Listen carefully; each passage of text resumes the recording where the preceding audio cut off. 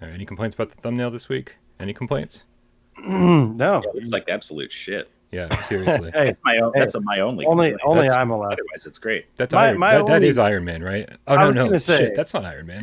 Fuck Yeah, me. that's not Iron Man. We are doing a deep Man, dive on Iron Man.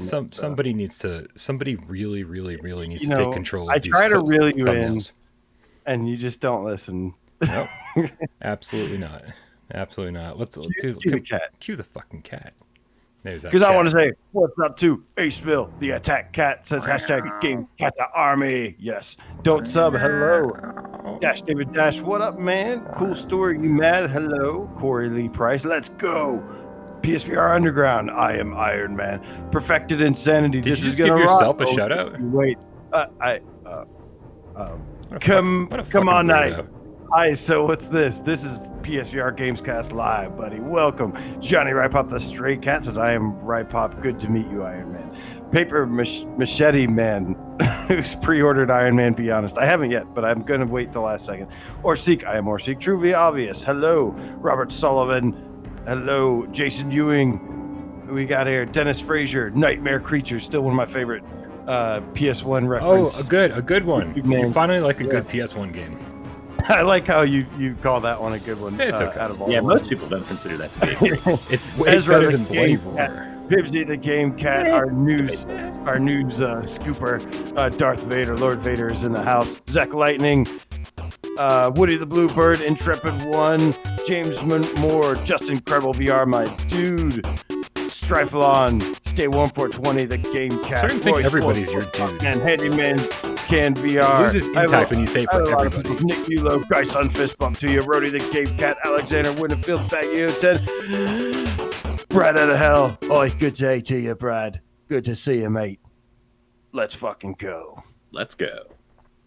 This is PSVR Gamescast Live, where we film live every Thursday night at 6 p.m. Eastern. We bring it to you live, because that's what live means. We're so glad you're here.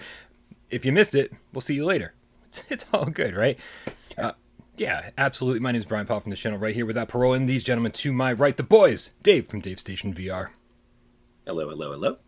And AJ from The Underground. PSVR Underground. What's that in your background, AJ? What do you got there? Oh, I have to give a quick shout out to Skydance Interactive, in particular Tiffany, the director of operations, because they sent me a gift, What a and shill. it's this lovely. For the record, we cannot be bought and paid for. This review came out. My review for Walking Dead Saints and Sinners came out well before I received this. Thank you. But no, the team over at Skydance sent me a poster with all their signatures, and man, it's just amazing. Like it's really really special. So thank you to everyone over there, and thank you, more importantly, thank you for Saints and Sinners, because that game kicks ass, and I cannot wait for the Meat Grinder update. Dave, I see a big space on your wall behind your head that would look perfect for that poster. Yeah. Yeah, right there. Yeah, let's do it. Let's do it. We're taking AJ's down. We're putting it up there. Right? Okay. Oh, I'm getting one too. I'll send it right over. You're sending Joe Grover right over? Sorry. Joe Oh, Grover, no. Joe Grover. Not Joe Grover. All right, you guys. Well, I mean, Joe Grover will look fine back there too. Although that intro he did he's for not Peter allowed Taker in my was house. scary as fuck. Yeah, I know. That's why he's not allowed in my house. Terrifying man. Yeah, he's not allowed near a lot of things. Court ordered. A little housekeeping as we get the show started here. Make sure you guys join our Discord down below. The link's in the description. I'm sure there's a lot of things in the description that are inaccurate because I don't update before any streams. We probably have tags on this that say like Beat Saber, VR horror, all sorts of strange things. I really need to get better at updating that. They search for Beat Saber and they're like, hey, Gamescast Live. That's weird. But yeah, join our Discord. That is one thing that belongs down there in that description because that's where this conversation happens 24/7. But that's about it. I think that's all the housekeeping I care to deal with today because I think we got a pretty long show in front of us. So let's begin the show the way we begin every show with a little game of should we or shouldn't we. We put 60 seconds up on the clock up on the counter the way that Jeremy likes it. Whoop. Whoop. All right. And it's our time down here to tell you, the loyal game cats, whether you should or should not be watching and or playing and or doing the things that we've been watching and or playing and or doing. Who would like to go first? I forgot to close the door. What door? God, doesn't anybody fucking play good PlayStation 1 games like Parappa the Rapper? Oh shit! Jesus, Totally I don't remember Check all the lyrics. and turn the signal to the left. Check, You really turn, you signal to the remember left. those, Dude, that Queen later. Latifah, wasn't that Queen Latifah? It's fucking awesome. Really?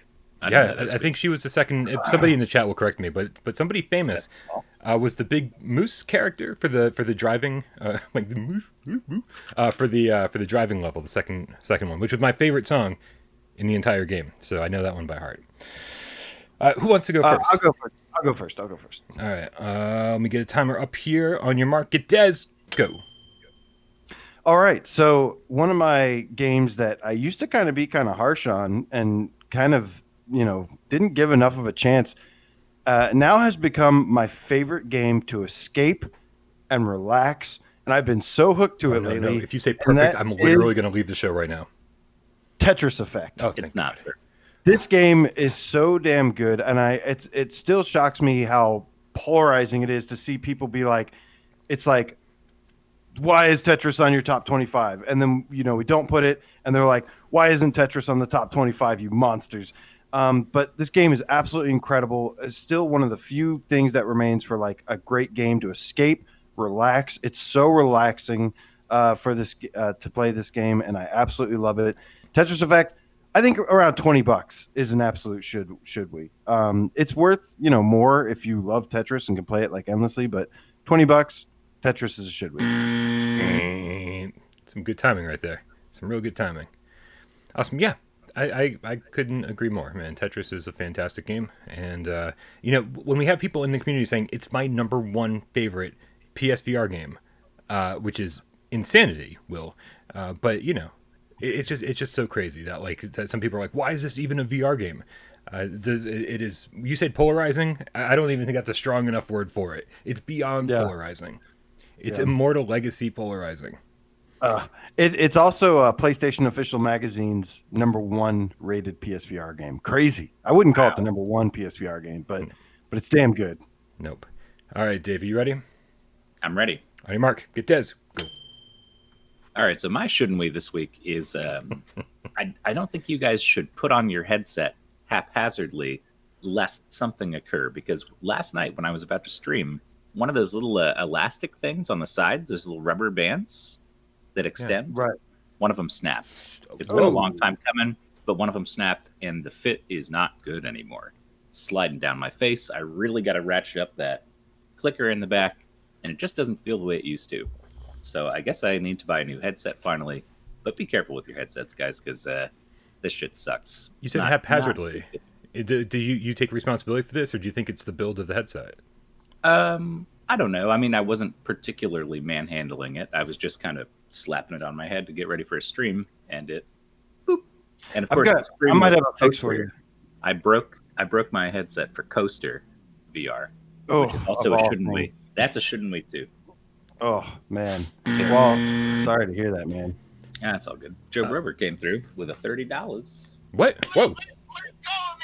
$30. Hey, this guy works again, right? Yep. Yeah, sounds like it.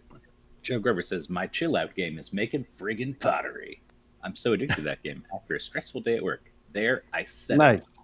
Got some love for Let's Create Pottery VR here. Wow. The people that picked that up seem to like it. Did we talk about that last week? We glossed over it, yeah. Glossed over. Do we want to gloss over? I don't know what's in the run of show because AJ's the real brains behind this channel and he organizes everything. Also tells me how to make the thumbnails, and then I get mad and pout behind the scenes, which is why we always talk about the thumbnail as soon as the show starts, because I'm in a bad mood because it's never up to AJ's standards. But I don't. Is Party Pumper on the run of show? Yeah, I think so. Yeah, it is. We're going to talk about Party Pumper. Yeah, it's on the show. Oh well, then we're gonna at least say that it's. Yeah, we're going to say that it's coming at the very least. Okay, well then hold on a second. Here, I got a. I've got the. You're not putting the most self-promoting should we or shouldn't we ever on your mark. It does go. I'm going to tell you right now that you should be a Patreon supporter. You know why? Because we have some awesome Litterbox episodes coming up really soon.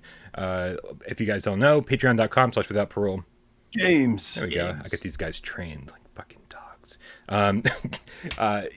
It's where you can support the channel. I know obviously people like Joe Grover, thank you very much for the donation, can just like throw money at us while we're streaming, but it's kind of we get this monthly thing going on over at Patreon, and one of the things you get for just $1 or more every month are Litterbox episodes. And man, I'm about to upload one after this show. And Jeremy and I just talk about like we talk about TV shows that we like. We end up going like deep dives into X-Files and Fringe and all sorts of stuff that I really love. And we actually have a special guest coming up on the channel soon. And obviously, while I've got him kidnapped, we're going to do a Litterbox episode together. So there's going to be quite a few Litterbox episodes coming up. Really just random conversations about random things. But if you like Without Parole, it's a shit. Boy, how self-promoting was that? I feel like I should get kicked out of the community for self-promoting. You're a shill to yourself. I'm a fucking shill. Notice no Without Parole signed posters behind me. Lots of love for Tetris Effect in the chat. Love to see it. Thank you guys for commenting on that. I try to keep up with the chat as much as I can. Right. Anytime you see AJ like totally zone out during a show, it's not because he's zoning out. It's because he's paying attention to you guys instead of us, which I can't really blame him for. Let's be honest. Hey, it's the ones I care about. Hey, that's so mean. I guess I better get in the chat, man. If I get in the chat, maybe you'll care about me too. I can care about you too. Exactly. All right, please, everyone bear with me. I'm doing my absolute best to stay with you guys today. Definitely not feeling so hot, but I think we're off to a fairly good start, and I think that I can probably last this entire show. AJ, well, what kind of news do we have in the news? Holy shit! This day we have new games announced, some new release windows, some new games that came out that we're going to talk about, some pre-orders that are up live, some games that we're going to be hearing about soon. But first, we're going to start with how we always do when we start the news, and that is the latest. We know what's going on with the PS5. So there is this app called Sketchfab. We've seen the look of the PS5. Everybody seems to be on board with the futuristic, awesome look of it, and can't wait, man. I'm so excited for it. But we have also gotten word of how big the PS5 is.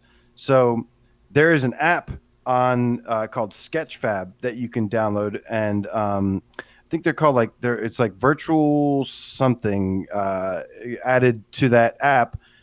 The PlayStation 5, if you have a phone or a tablet or something that supports AR, you can download this app, go to the PS5, and you can kind of place it around your room to see how big the PS5 is using this whole scale thing. Like, this is an app to find out if your PlayStation 5 is going to fit in your apartment. Yeah, if it can actually fit in the apartment. No, but the thing is huge. It's almost like a small computer tower. I absolutely love the look of it though, and yeah, I have a tablet that I need to charge up, and I'm gonna give it a shot. But it seems pretty awesome. Highly recommend doing this. Wait, you recommend using an app to see how the PlayStation 5 will look in your space? I just want to see a glimpse into the future, man. Think of it as like a portal where it's like you get to see the future of the PS5 in your room. Don't you want to see that? No. I want to see that. No, I know a lot of people are like really proud and like to display their consoles and stuff. But man, it's like my entertainment, it's going to go into an entertainment center. Right? It's going to lay horizontally. I won't even get to like really display this thing like the tower it should be. And I'm going to shove it in there and literally probably never look at it again. Once it's hooked up, good to go, leaving it alone. I'll probably see a little bit of a glow coming from the LED lights, and I'll be like, that's my PlayStation 5 down there. But like, it's probably not going to be seen by most people who walk in here, and it's definitely not going to be a centerpiece. I would love it to be. I would absolutely love it to be. So like, I guess like, if I had the space, it would be a different story. And I think most people probably have more space than I do. Yeah, speaking of centerpieces, I think I'm just going to put mine directly on the dining room table right in the middle. Have some PS5 placemats around it. We'll all eat around our God, our Lord, our Savior. Pray to it. It's so big, you might have to feed it. You might have to like leave sacrificial gifts to it. If it's like the PS4, you got to feed it cockroaches. Oh yeah, no, that was a weird story, right? Yeah, I'm actually always. Apparently, every PS4 is full of cockroaches. The guys who repair them are just like, oh yeah, we are always pulling dead cockroaches out of these bad boys.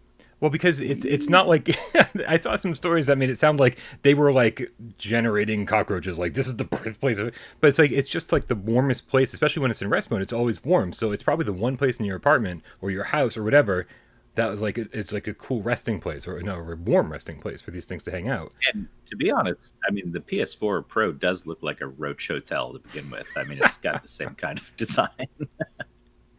Yeah, I will tell you that like although I love where I live, it's a little bit ghetto, and I've heard reports of roaches in the building, different places, and I'm like, man, one day I'm scared because one day I'm going to pull that thing out of the entertainment center and go, and I just want to shake it and see what falls out. I'd be like, is it just like going to be like a pile of roaches, like something out of Resident Evil 7, where I'm like, okay, wish I hadn't done that. Or is it just going to be nothing? Probably nothing. Well, I heard sometimes they get burned to the processor, like it's so hot in there they like melt to the components, and like sounds pretty gross. That's and awesome. They shit in there a bunch apparently. Ugh. Okay, maybe that's why mine's slowing down so much. Just yeah. Okay, I might have to shake it. Take a peek inside your PS4 and see what you got. Right. I think I'd rather not know at this point. Wait till Halloween. If you guys want a good scare, wait till Halloween. So another PS5 news. Oh, but that was such fun news. Gran Turismo's CEO Kazunori Yamauchi was recently asked from GT Planet and was basically asked a question. Says, quote, this comes from metro.co.uk. Says, quote, he was asked a question about Gran Turismo's visuals might improve in the next gen, and he answered by saying, quote, I think display resolution wise 4K is enough. As we know, the PS5 supports 8K. None of this is really relevant for PSVR. We know that it's basically going to max out in terms of like 1080p, because that's like what the headset can handle. But he says, he says, I'm more interested in the advancements we can make in terms of the time resolution. I don't know if he means if that's right, but he says in terms of frames per second, rather than staying at 60 frames per second, I'm more interested in raising it to 120 frames per second or even 240 frames per second. I think that's what's going to be changing the experience from here on forward, he added. So I don't know. This does relate to PSVR somewhat, right? If the game's going to be able to run at like 4K at 120 frames a second, or you know, obviously he's sort of speculating for the future here. Then this is what they're aiming to do. Yes, right. Then our 1080p headset could certainly run it at 60 plus. Right, 120, yeah, 60 to 120, absolutely. Right, so you know the minimum for PSVR is 60 FPS, and so that's what we hope for. Obviously, the higher the better. But man, yeah, I just, like I said 1,000 times I think before, I don't think we're gonna have any problems converting PS5 games to PlayStation VR for the first like year or so of the console, just because there's so much power under the hood. It's definitely gonna be able to render the dual images simultaneously without much of an issue. But we'll see how that goes, especially with a big game like this. Yeah. But shoot, sorry. I got distracted because we do have a donation. But yeah, you want to do that while we're distracted? It does have native 4K. That is Nihilist Ryan, the game Feline, with the $5 donation, saying pistol grip shaped action grips for the moves. Is this a thing, and why not? Pistol grip shaped. I got it. Something pistol you slide in. So check this out, guys. Somebody mentioned this. I wish I remember your name. I'm so sorry I forgot your name. It was either from Discord. I think it was from Discord. But they were talking about using the PS3. No, it was one of my comments on my channel from my video. So I still use my PS3 Move controllers, right? Right. I still have this cheap 99-cent thing I got from China, and it's a pistol grip for the thing that presses the trigger button. We were wondering, one of the things I'm going to have to try out is, can you use this gun adapter, this pistol adapter with the with pistol whip? How amazing would that be? The main thing is you're going to have a gun offset. Right, feature. that's one problem. If the game doesn't have a gun offset, some games do have a gun offset where you can adjust the angle of it, but no game expects you to point guns straight forward like you would be if you were holding them in a thing. like Right. this. They want you to feel like you're holding the grip and not the gun. Yeah. So if that did work, they'd have to let you just tilt it all the way down so this looks normal. Right. And that's the first problem. I don't see why it wouldn't work. The second What's the problem second one? is that I've used things like this before. And the sharpshooter that I think a lot of us are familiar with back in the PS3 generation, that you put the nav controller and the move controller in, and turned it into sort of a big aim controller. That actually had some fucking digital wiring stuff going through it to but the pistol things you're talking about are literally just plastic pieces, so that when you pull the trigger, it's like just pulling something else that's pulling on the move trigger. Well, that's how it feels not electronic, but it feels terrible. It feels terrible. I've used some of those, and it's like, man, your finger's going to wear out because it's not as soft it doesn't pull as easily as it does if you're just pulling the trigger. And it just feels very, very clunky, and it's not something I would recommend. But it's weird because the Wii Zapper is set up the same way, but I never had any issues with that. That's a pretty good. The problem I had with the Wii though is that it wasn't 1-to-1. That's what I loved about the Move controllers when they came out, is that they're actually 1-to-1 tracking. Right. The Wii Zapper. Zapper. It's best with the light bar, but the Wii Zapper was made by Nintendo though, right? Because I think what we're talking about here. I don't think Sony actually made any like pistol grips. I think this is all like pretty crappy third-party stuff. Gotcha. Mad Catz made them. Yeah, hit that for me, buddy. Yeah. That's Killicell. Oh, Killicell777 _ forever with $10. Thank you, Killa. And he did not have a message, but if you want to say something, I'll read it out. What up, Killicell? But yeah, that would be. I'm definitely gonna have to try that out once Pistol Whip comes out next month. Next month is gonna be huge, you guys. We got some big stuff going on next month. 3 big games and some big updates. Holy crap! And probably some more PS5 announcements too. But anyways, back to this. So Sony has also, the reason I mentioned that too is I still believe to this day that Gran Turismo 7 is going to get VR support. So already from Digital Foundry, they said that, from the footage, they believed it was running at 60 frames per second, which is the minimum requirement for PSVR. Not all the games they showed at that showcase were 60 frames per second. Stuff like Horizon was 30. However, PlayStation has partnered with HackerOne and collaborated with them, and they have announced the Bug Bounty Program. Now, calling all hackers, calling all people that run into lots of bugs or just, have lots of stuff to complain about on the internet. I'm in. Mainframe. He's in. Dave's in. But they said at PlayStation, we are committed to providing gamers all over the world with great experiences. I'm happy to announce today that we've started a public PlayStation Bug Bounty Program because the security of our products is a fundamental part of creating amazing experiences for our community. Blah, blah, blah. They go on to say, basically, guys, that in this bounty program, and you can go to HackerOne, HackerOne.com/PlayStation. The reason I'm telling you guys this is because if you can find critical vulnerabilities in the PS4, they actually can pay you upward of $50,000. $50,000. That is a lot of cash. So if you're a hacker, I'm certainly going to be prodding at it. I don't think I'll find anything big, but I don't think you will. No, I won't. I am not that skilled, no. But I'm definitely going to try. But it would be really cool to find that. Now, the cool thing is, the reason I'm telling you guys is because I'm sure you guys maybe find a little small bug here or there in the PS4. So if you do, then especially one that could potentially be a super big problem, then yeah, submit it to them. Maybe get a couple bucks from PlayStation. Yeah, I mean, if you come across a normal bug, they'll probably just give you like $5 or something. I think they want like security vulnerabilities, like deep shit that somebody would have to be a coder or a hacker to figure out. Yeah, that's definitely what they're looking for the most. Critical vulnerabilities. That's going to be important. Security updates are constant. That's a never-ending thing. Bugs are certainly preferable to roaches. Oh, hey, Tiffany's in the chat. What's up, Tiffany? You said I could talk to AJ and spoil my present that was coming in the mail. I didn't even have to talk to him. He just put it in his background and totally spoiled it for me. So now I know. Thank you, guys. Thanks. Gave you guys some love earlier. Really, really appreciate you. All right. So finally, before we move on from the PlayStation 5, there is 2 more things. Number one, I've been getting asked a lot about this, the camera.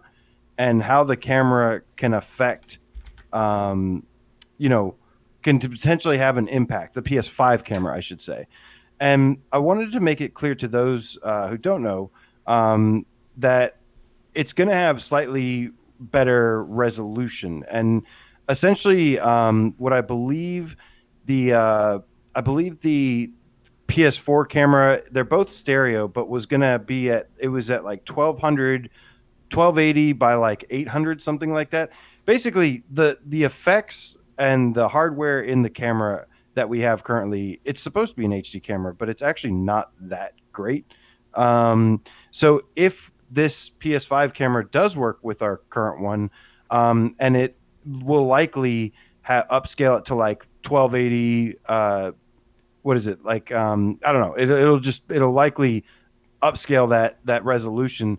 That's naturally, and maybe have some more like dynamic lighting stuff.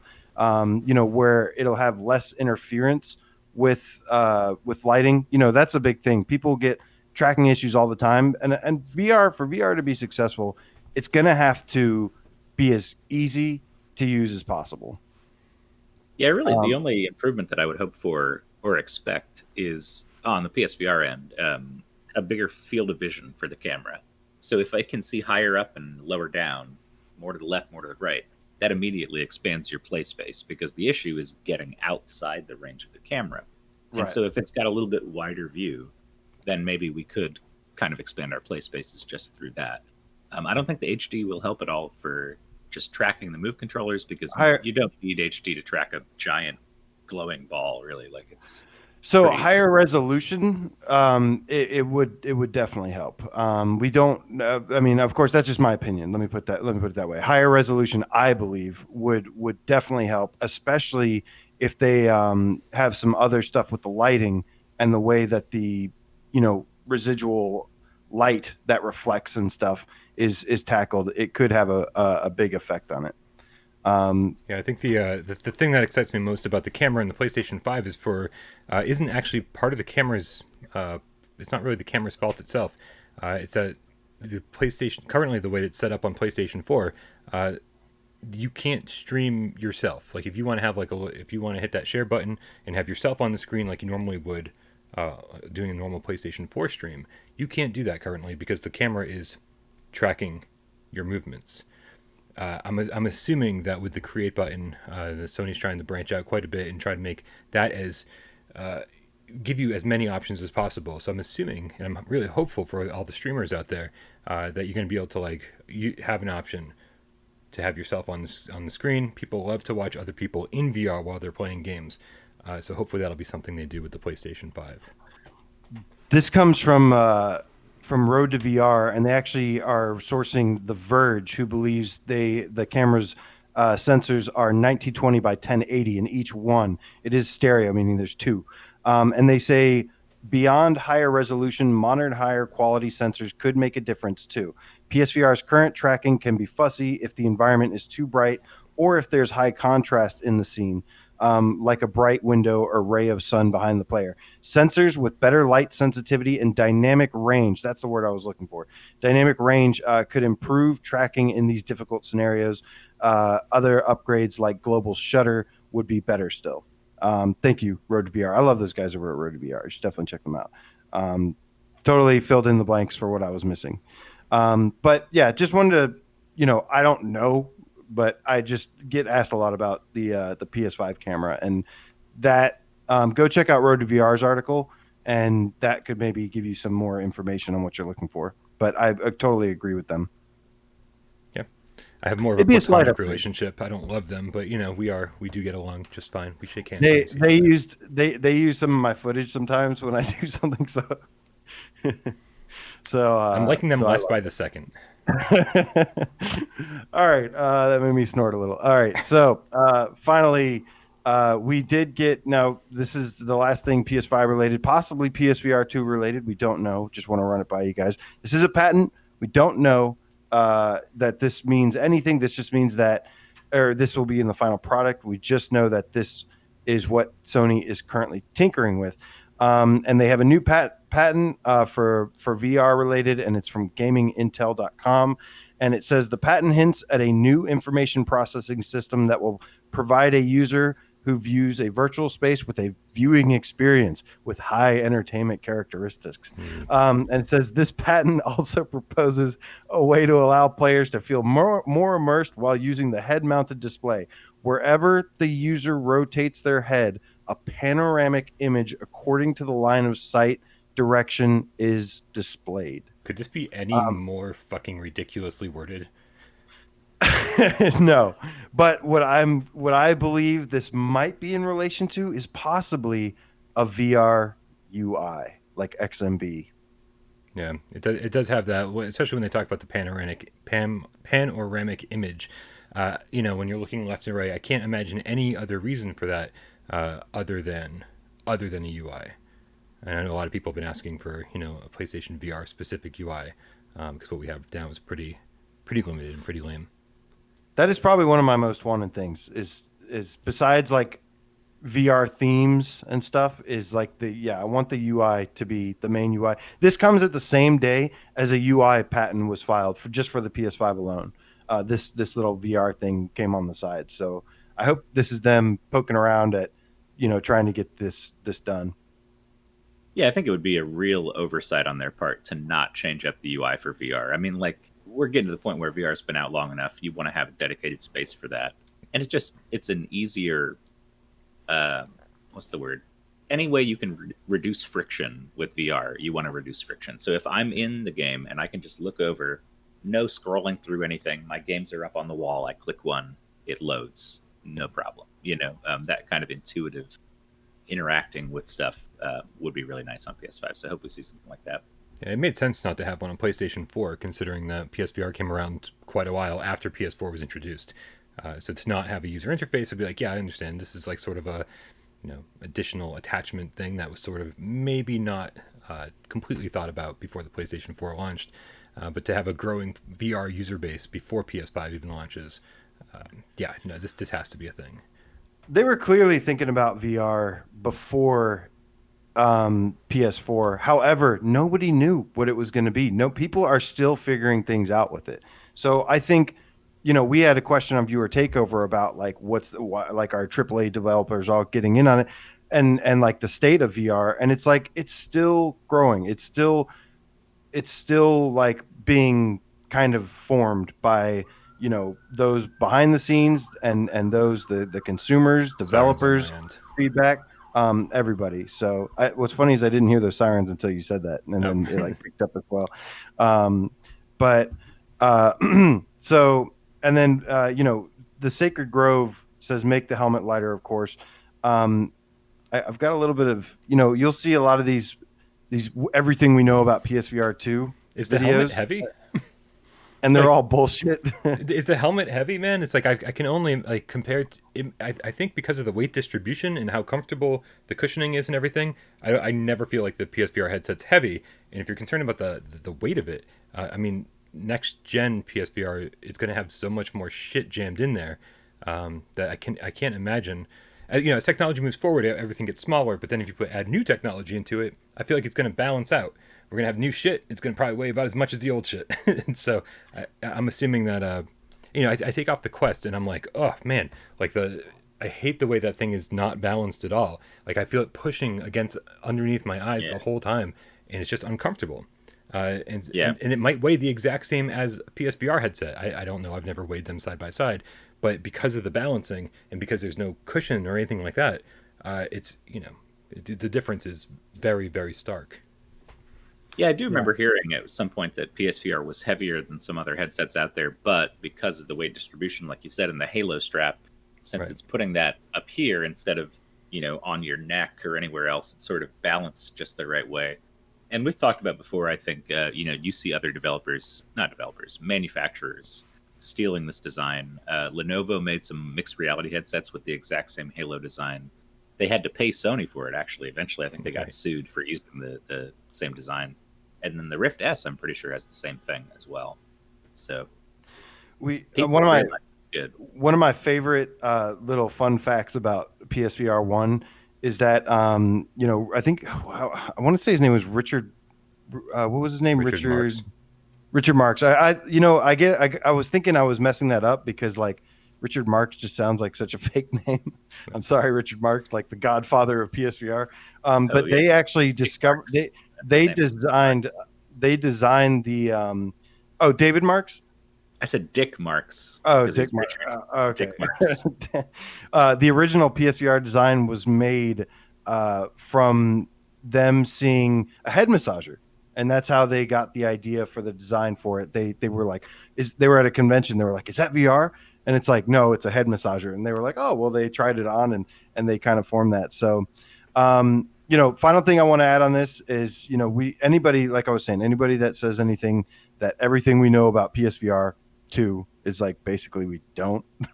But I do have a little bit of something I can leak here, guys. Should I leak it? Yeah, just put a pan underneath you to catch it all. Yeah. All right.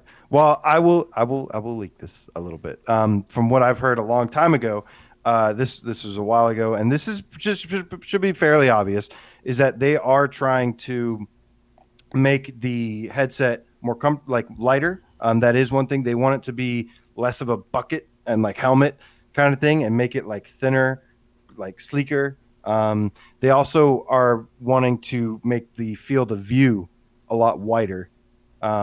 So there you go. You heard it here first. It should be like, kind of common sense things, but this is stuff that I actually heard they were actually doing from the people that designed the PSVR. And just thought it'd be cool. So, we can maybe expect a wider field of view and be like something lighter, which is pretty cool. I'm going to leak something too. Leak it. It's going to have a higher resolution than 1080p. Yeah, look, we're just leaking shit left and right. Holy fuck. Oh, yeah. Oh, can I leak something? Oh, please do. Inside out tracking. Holy shit. You heard it here first. There could be some other form of tracking by then, but that's it for PS5 news. Lots, we're going to be keeping an eye on that. And man, I can't wait for the PS5. But we have a ton of other news to talk about. We got some PSVR games to talk about. Can I kick this next one off? You mind? Sure. So Solaris, I don't know if you guys are familiar with. They got a new trailer recently, and they confirmed AIM support on Twitter, and also that it's shooting for this year on Quest and PSVR. So they said August for the Oculus versions, PC and Quest, and I think just general 2020 for us, which makes me think November, December, something like that, like holiday time. They just got a couple months of exclusivity, I guess. But yeah, I still haven't seen much footage that really excited me. But AIM support is always a good thing. We love to see it. What are you guys thinking about Solaris with the info we have at this point? I think the great info that they revealed was that it's crossplay. Yes. That's cool. Yeah, true. Because I think, I know Firewall's super crazy popular, and it's generally pretty easy to get a game going. You just start the game and play, and you're into a game. But that's, I think as we progress and as we move forward, we're going to find a lot more.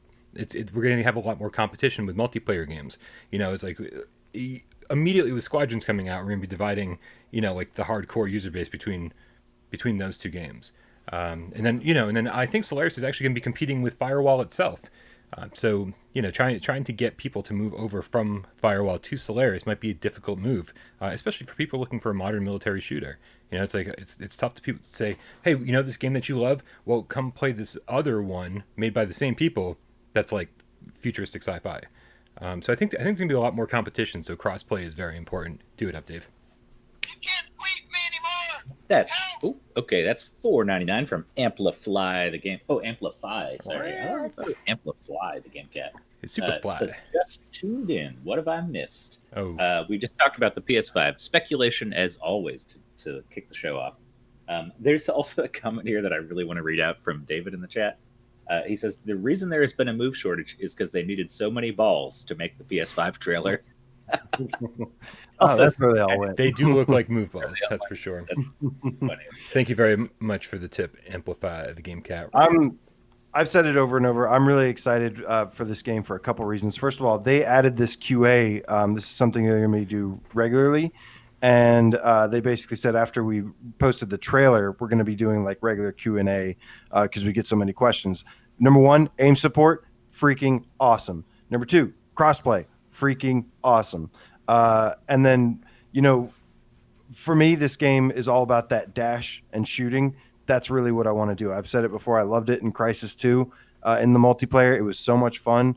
And for that reason alone, is why I can't wait to play this. Now, going back to our viewer takeover question, do you think we will have an advantage over some other users with the aim controller? Yes, probably. But I think the issues that we have with two-handed tracking are kind of specific to the system that we have.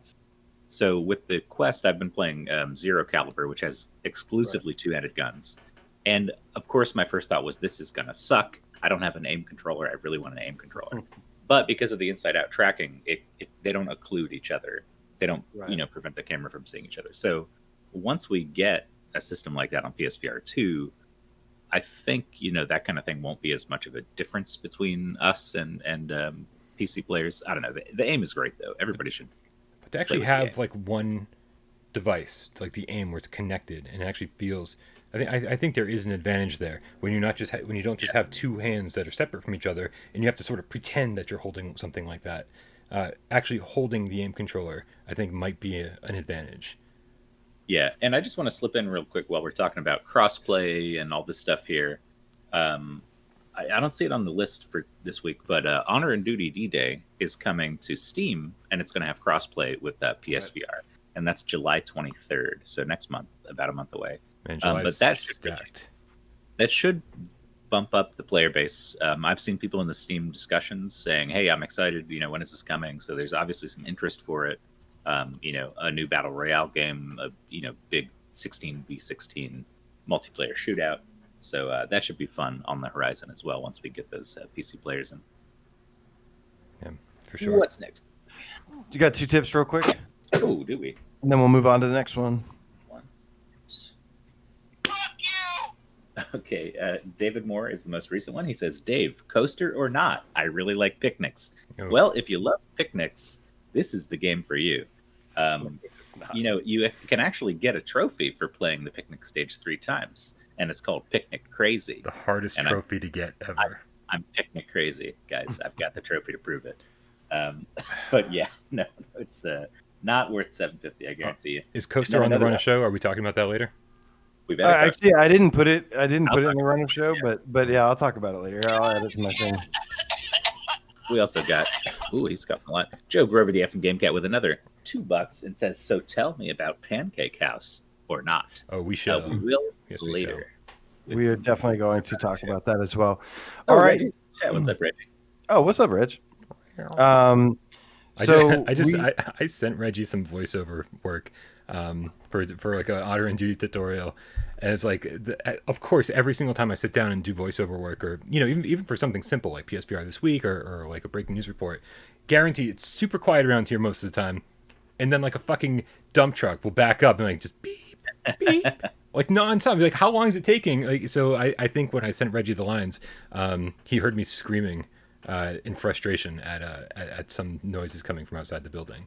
Hey, maybe one of those will make it into the game. As like a sound when a dude gets shot. I generally don't show people how crazy I am, but I think he might have. Oh, hey, what's up, Carlos? Yeah, I think he wants to go outside. I might have to let him out in a second. Yeah. Speaking of cats, the 10th, July 10th, I will have Tornado. So that's exciting. Yeah, that's just tornado updates. Tornado warning. If you guys don't know about Tornado, you should at this point. We've brought it up a bunch of times, but Tornado is a cute little cat that Brian's going to get, and he can send you videos. It's a cute little cat. He's already got videos, even though he doesn't have it yet. You can just go to Kitten Academy, the YouTube channel Kitten Academy, and that's where I'm getting her from.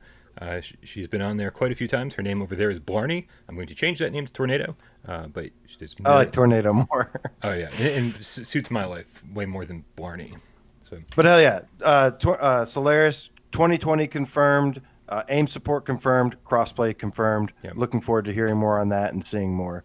Can't wait to play it. So we got a new PlayStation exclusive reveal of a game, a horror game, yet another horror PlayStation exclusive called Do Not Open. looks like it's one of those horror games that has hallways in it. That's all I could tell from the trailer. Literally, it's just a dude walking down a hallway and looking at the painting. This new teaser has a hallway. There's another one. But the first teaser was just a room, because it's an escape room game. So I think it is. Okay, so that's an escape hallway. You got to escape the hallway. There you go. I love how the beginning of the teaser says based on true events. It actually says based in true events. So take that for whatever it's worth. Based in true events. Yeah, they're a Spanish team. I'm not sure, so I'm assuming it's just a lost in translation thing. Yeah, so it's supposed to be a survival horror with escape room elements, from Upload VR says it's supposedly based on real events. Says you play as Michael J. Goreng, a quote well-known zoologist and epidemiologist. I almost fucked that up. Trapped in his own house where his wife and daughter are held against their will. That sounds kind of creepy, actually. Yeah. Says you'll have to solve puzzles if you want to escape. Plus, it sounds like you'll be dealing with a mysterious paranormal threat, too. Well, going by the trailer where this big black blob just like jumps at you when you're like, I liked what they showed in this new teaser trailer. It was, you're like walking through the room, you see the picture, and then he like looks around and then the picture's gone. And then he looks to the right and it's just like, right. Good stuff, man. Yeah, for sure. I'm going to bring up the first one, too, just to give you an idea of what some of the rooms look like. So they're calling this an escape room game. This is the one we talked about a while back, in that we said their influences are everything from, like, Stephen King to Guillermo del Toro to, like, H.P. Lovecraft. They basically just took every single horror author, director, anything they could think of. And this is the same fucking trailer. What's going on here? And then, but whatever. So they love horror, but we'll see if any of those influences actually impact what the end game seems to be. The only thing I keep hearing about this is that you have to open all the doors. It's okay, cool. The mission is to open all the doors in the house. Yeah. It has a 2021, or we say early 2021 release date. You want me to leak something, Brian? Sure. So get a mop out. God damn it. I'll go ahead and leak this real quick. So isn't it like by July, like middle of July, doesn't every game that goes through certification for PS4 have to be certified for PS5 as well? It has to be backward compatible for PlayStation 5, like out of the box. Yeah. So there you go. This game is also going to be playable on PlayStation 5. Yep. I don't think it will require the power, but well, see, it's funny you say that, Dave, because in the comments, people seem to be really divided. Some people are like, "Oh, this looks really bad," and then some people are like, "This looks too good to be PSVR 1 or PlayStation 4 VR," which is kind of crazy. I do think that the room looks pretty detailed, and the hallway looks really nice, but I certainly don't see anything here that we haven't seen on PlayStation VR on the current hardware. The other thing with trailers is we've seen plenty of trailers that look way better than the game. That's like a constant thing with these VR trailers. Right, right. Go ahead. Kill Cell 777 forever. Once again, get out of here! This is hard. You don't have to get out of here. You can stay. $20 this time around. And he says, "You guys kick ass. Keep being you. 100, 100, 100. That's 100 for each of us. Thank you. We're not worthy, Kill Cell. So, yes, thank you very much, man. We appreciate all the tips. Everybody being very, very generous today. The name of this game reminds me of Don't Dead Open Inside. You know what I'm talking about? One more time. Don't what? Don't Dead Open Inside. This is a Walking Dead thing. So in one of the first seasons, I think it might be the first episode, someone has scrawled in blood on this wall, "Don't open" on the left side, "Dead inside" on the right side. But if you read it left to right, it says "Don't Dead Open Inside." And there's a whole subreddit of things like that are poorly kind of designed from a wording standpoint where you can't tell what the fuck you're reading. Like you've seen those things where it's like, this letter is in one font and this letter is giant and it's in another font. And then it's like, how do I read this fucking thing? You know what I mean? I don't know why it reminds me of that, because do not open. Sure. That's all. All right, Dave, you're going to have to take the reins on this next one. So that is Do Not Open 2021 PlayStation VR, or PlayStation, I should say, exclusive, guys. Killing it. Sony always killing it with the exclusives. Gotta love that. Oh, yeah. I went. They're labeling it as a PSVR game, so I'm a little curious to see if it'll have PlayStation 4 support, like flat screen support. That's a good. I don't know. I haven't thought about that. Yeah. Right. So today we got the announcement. Finally, we've talked about this game like a year ago, and we were like, well, we're going to wait way down the line to see if that happens. And guess what, guys? A year later today, it happened. Shell Games is bringing Until You Fall to us this, can you guess when? Fall. Yes. Oh. Now, Dave Until has played this Fall. game. Wait until So Fall. Dave, I need you to tell us about this game, but I got to say, man, from what I've seen on this game like a year ago, I am very excited about this. Yeah, it's a really cool game. I've been playing it on PSVR, and I was actually planning to stream it soon. So keep an eye out for that, guys. If you are subbed to my channel, whatever, I'll show off a preview of this because I have it already ready to go. But it's basically a combat, like a melee combat game, but it's a roguelike. So you go through and you die and you earn more stuff. You unlock new weapons. You upgrade those weapons each time because you come back with shards of ether. And, it's if anyone's played a roguelike, you're going to die a lot at the beginning, but then you slowly get stronger and figure out what's going on and all that stuff. So the combat is really well done because it's not the waggly melee. It's got a very specific parry, block, return system. So you'll see kind of like Golem. At the beginning, it shows you kind of where the attack's coming from, and you put your sword up and you block it. And then sometimes there's 2 or 3 in a row. You got to go ching, ching, ching, and then you hit the guy. But it's really satisfying combat. I like it a lot. The weapons have a sense of weight to them. So you know how I think Walking Dead did this a little bit, but like heavier weapons, you sort of you got to put the heft of your swing behind it. You can't just waggle it around. So there's an axe in this game that feels like an axe. It's kind of wobbly. It's kind of heavy. You got to really chuck it into the guy's head. So it feels good. And also the art design is top I was notch. going to say, the art design looks so good. It's like a dark fantasy thing, but it's not all bleak and dark. It's like bright neon yellows and blues and reds and very, very colorful stuff. And it's pretty straightforward the way it's set up. You go through an area, you fight a certain number of guys. At the end, you get to choose one of 3 power-ups that apply to that run-through. And then you as you go through, you get more stuff, you get more powerful. And then you die, eventually, until you fall.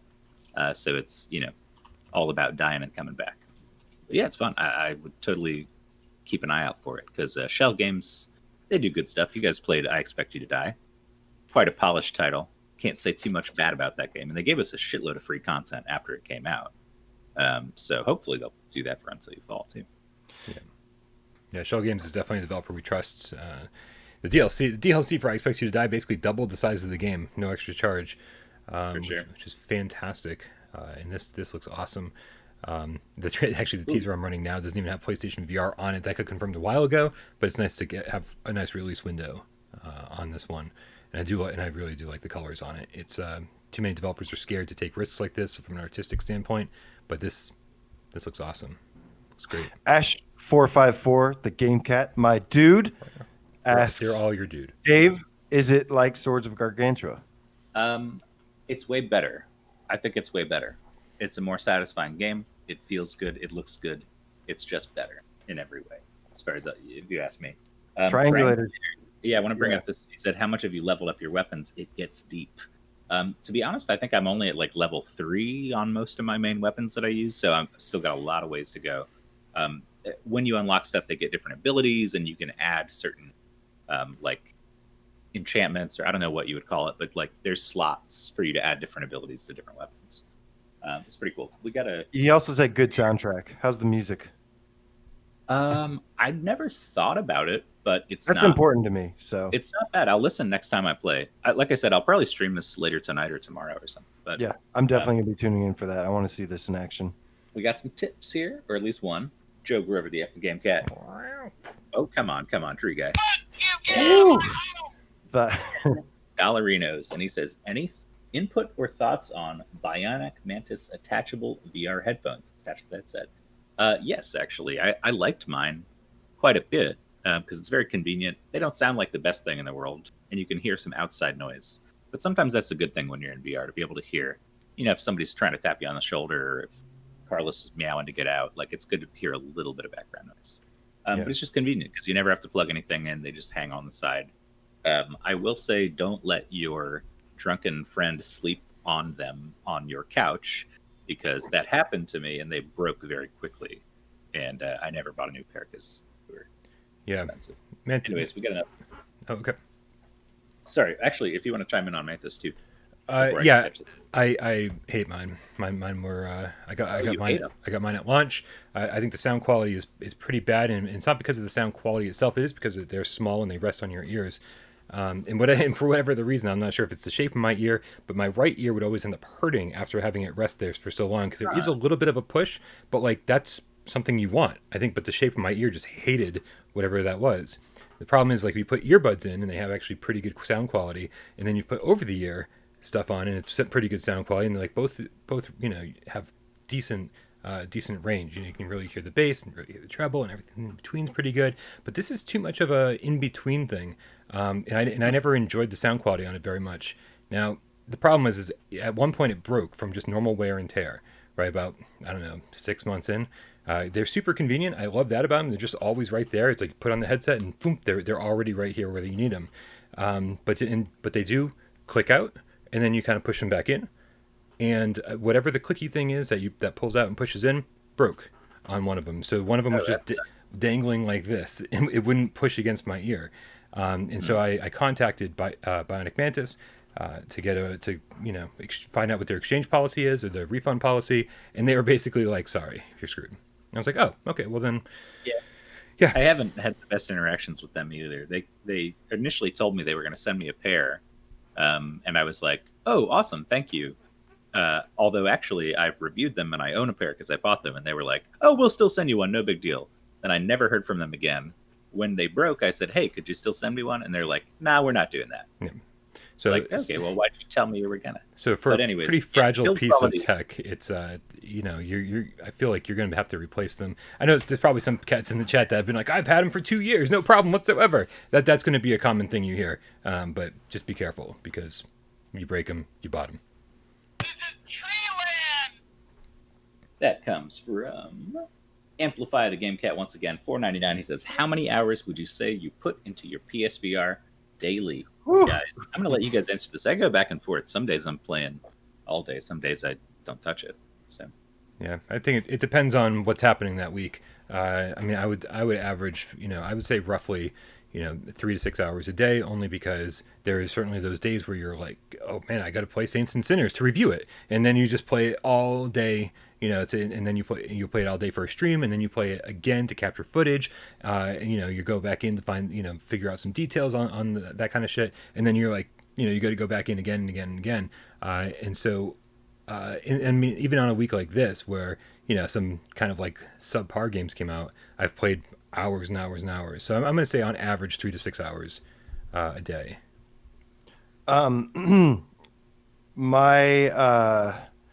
Let's see. Yeah, I'd say about 5 hours is my average. I just talked to Brian about this earlier, actually, that the last couple days I haven't played a whole bunch. I mean, I say that, and I played Tetris Effect, Saints and Sinners, and Beat Saber last night for like a few hours. But generally, compared to how I usually play, this week has been a little bit less tame.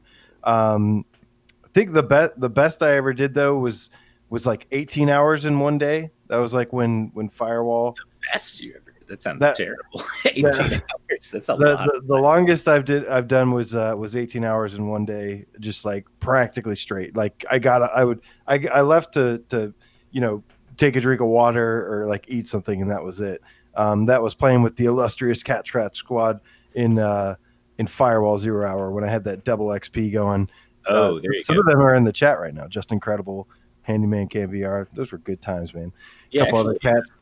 A lot of the people. So I said initially, oh, it's on and off, whatever. But when I think about Firewall specifically, there's this group of people, about 8 deep. Some come, some go. We've got a lot of people who play Firewall nightly.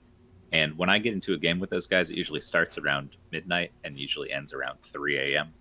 So I guess I do play at least 3 hours a day, probably, that's happening. Yeah. Yeah, there were certainly times, I think, back when PSVR first came out, I was playing a whole lot more. And I think that, it's without Parole has taken more hours of my life. and it's sad for a channel that's so much about PSVR. I feel like the amount of work that the channel creates for me lowers the number of hours I get to actually spend playing games for fun. Yeah, that makes sense. That's why I haven't played as much lately, is because I've been working on some new videos. Hopefully you guys like those videos. Took me like all damn day to do that. Crazy. Fuck you! This is my dream world! Kill a cell with $15 more. He didn't say anything this time. Thank you again, Oh, Kill yeah. Cell, man. You're killing it. So we have Killcell's killing it. So we have a new game that has been announced. Until You Fall, by the way, can't wait.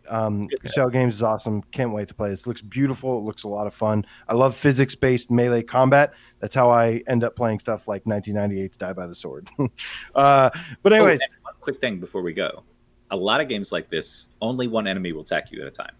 In this game, sometimes you got a guy to your left who's attacking you, but there's a guy in front of you also. that sounds awesome. So it's cool. Yes. I like it. And there's bosses. There's boss fights.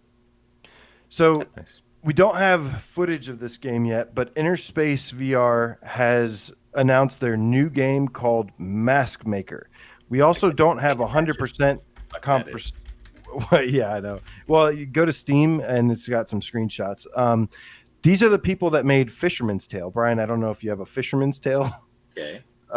footage, but this is supposed to be spring 2021, and it says, in an all-new mysterious universe built by the developers of the award-winning A Fisherman's Tale. What award did Fisherman's Tale win? Just out of curiosity. Not insulting it, just Kind of film festival or something. right. It was kind of like a Pixar movie. But anyways, you play as a mask maker's apprentice and learn the magic of crafting masks to immerse yourself in the intriguing, enigmatic beings within the game.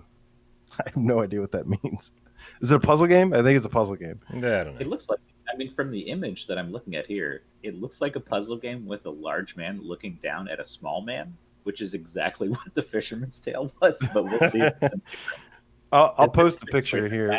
It's just this guy here staring. Oh, no, that's not the one I'm seeing.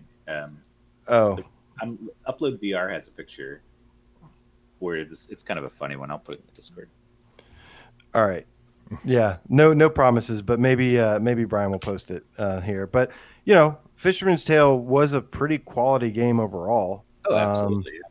So I think this is definitely one to keep your eye on. It also came to PC first, and then it came to PSVR. So no promises, but I think I wouldn't be surprised if this came out on PSVR or whatever.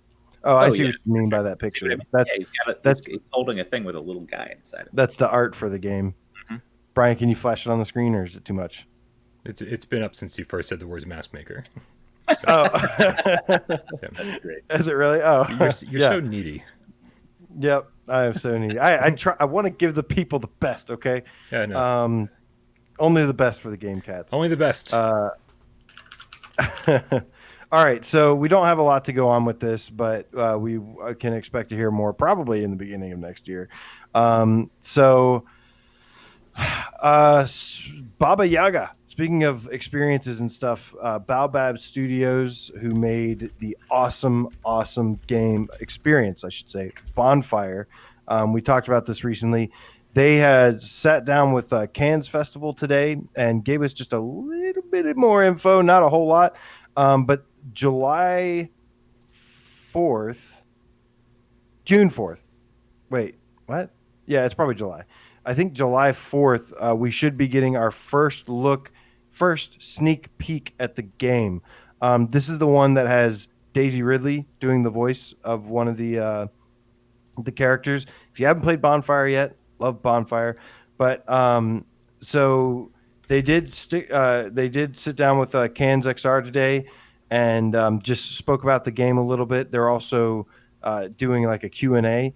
And they basically just shared a little bit more information. But Baba Yaga is the new title by them. And it says, Baba Yaga is a story of two sisters and a mother who is ill. And it says it is a story of humanity versus nature.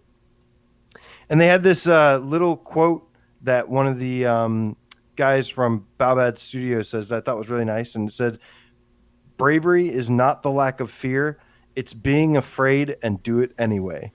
That's a perfect way to describe the 10-year-old protagonist, which is most likely Daisy Ridley's character. Yeah, So she's cool. the only. If you look at their website, she's the only character listed. So I think she might be the only one with a voice, kind of like how Ali Wong was the only voice actor in what you call it. Oh, Bonfire. Yeah. Yeah. One thing that's interesting though is some of their previous stuff hasn't been interactive. Like you want to mention like Crow or Alumet or no, they didn't do Alumet. Sorry, Invasion. Some of the stuff we've seen, but this one specifically says it is an interactive experience like Bonfire. And that was cool because Bonfire had multiple endings based on what you chose and what you decided to do. So I think this will probably have that too. It says ultimately every decision you make matters, and you is underlined. Right. So that'll be cool. I think different endings, multiple outcomes. That's a cool thing for them to continue checking out. And if anybody doesn't know who Daisy Ridley is, she's Rey from Star Wars, the new Star Wars movies. What do you guys expect from this? You expect, with Bonfire being, probably their most popular, most well-received thing so far, do you expect them to kind of take that and expand on it, or do you think we're going to see something kind of similar in terms of scope? Well, I don't think it's going to be super long, but I don't know.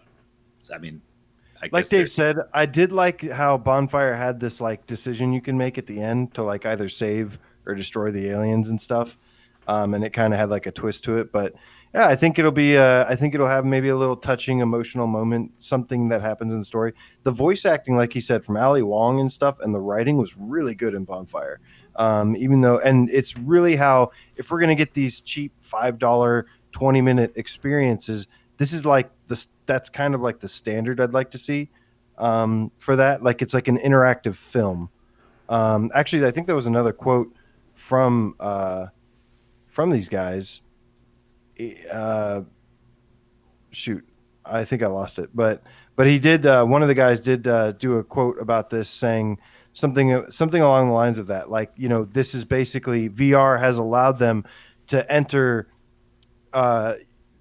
making this form of basically like movie making, but short film making, but it's interactive, and it's like, and it's you that like get to do everything in it. And so really passionate studio. I love to see stuff like this. And Yeah, think good.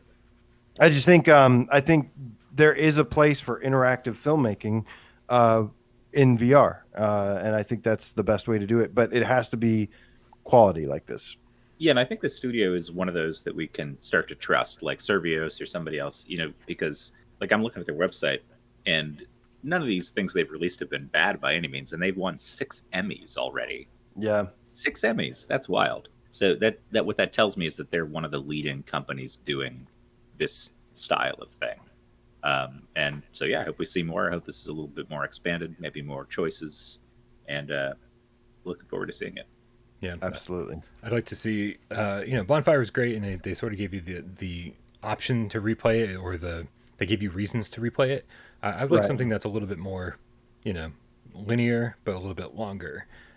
Choices in games that affect the outcome like very seldom resonate with me, and this was fine. At the end of it, I was like, okay, well, I'll make this choice this time, and I'll make this choice. Well, I think next time. the benefit though is whether or not narratively it satisfies you or whatever, or if you get some kind of feeling out of making your own choices and having consequences, it does make the game replayable.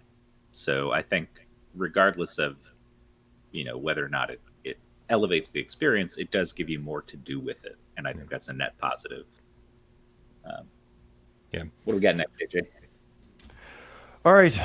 So Ironman VR comes out next week, you guys, and the pre-orders have gone back up again. They were taken down once the delay happened. It's $39.99 for the regular edition, and then $49.99 for the digital deluxe edition. Wanted to clear something up because I did get asked about the armor. Yesterday, 2 days ago, we got a new look at the garage. We had suspected, we were like, what is the point of all of this special custom armor if you can't even see it? You're playing in first person. I mean, you see the arms and stuff. Well, they have released some more information on this, not only the trailer, but what's his name? Yara Samra, the producer over at Camouflage, posted in the PlayStation blog a full breakdown of what we can expect in the garage and it sounds pretty cool, you guys. Essentially, we saw in this trailer, I think the one thing that surprised me was like there was like a punching bag. I was like, oh, and yes, it turns out that they do have this garage. It's like a central hub in the game where you can not only like customize your character and stuff from. This will give you a reason to actually look at the decos that you get if you pre-order it. But also like seems like it's like a place that they made to like relax. What do you think about that? Well, yeah, they said in that interview that they wanted to give you the feeling not only of being out there with the big set pieces, but like what it's like to be Tony Stark. Tinkering is what they said, tinkering around with stuff. I think isn't the video called Tinkering with Tony? Yeah. So that's a cool idea. I mean, as far as like embodying the character, making you feel like you are Iron Man. And I'm sure there'll be plenty of quippy dialogue while you're in there fooling around with your stuff. It seems like. Go ahead. I want to use that map thing that he always uses where like flings he brings up like a virtual like iPad or something, and he's always like doing like scrolling. I want to do that scrolling thing so bad. But lots of really awesome info in this blog about the customization as well. So when you pre-order, there's 4 maps, there's 4 decos that they show for the standard edition, and then there's 4 different ones you get for the digital deluxe edition. Just to clarify, you do get the other 4 from the standard edition if you pre-order the digital deluxe edition. And there are 16 decos total.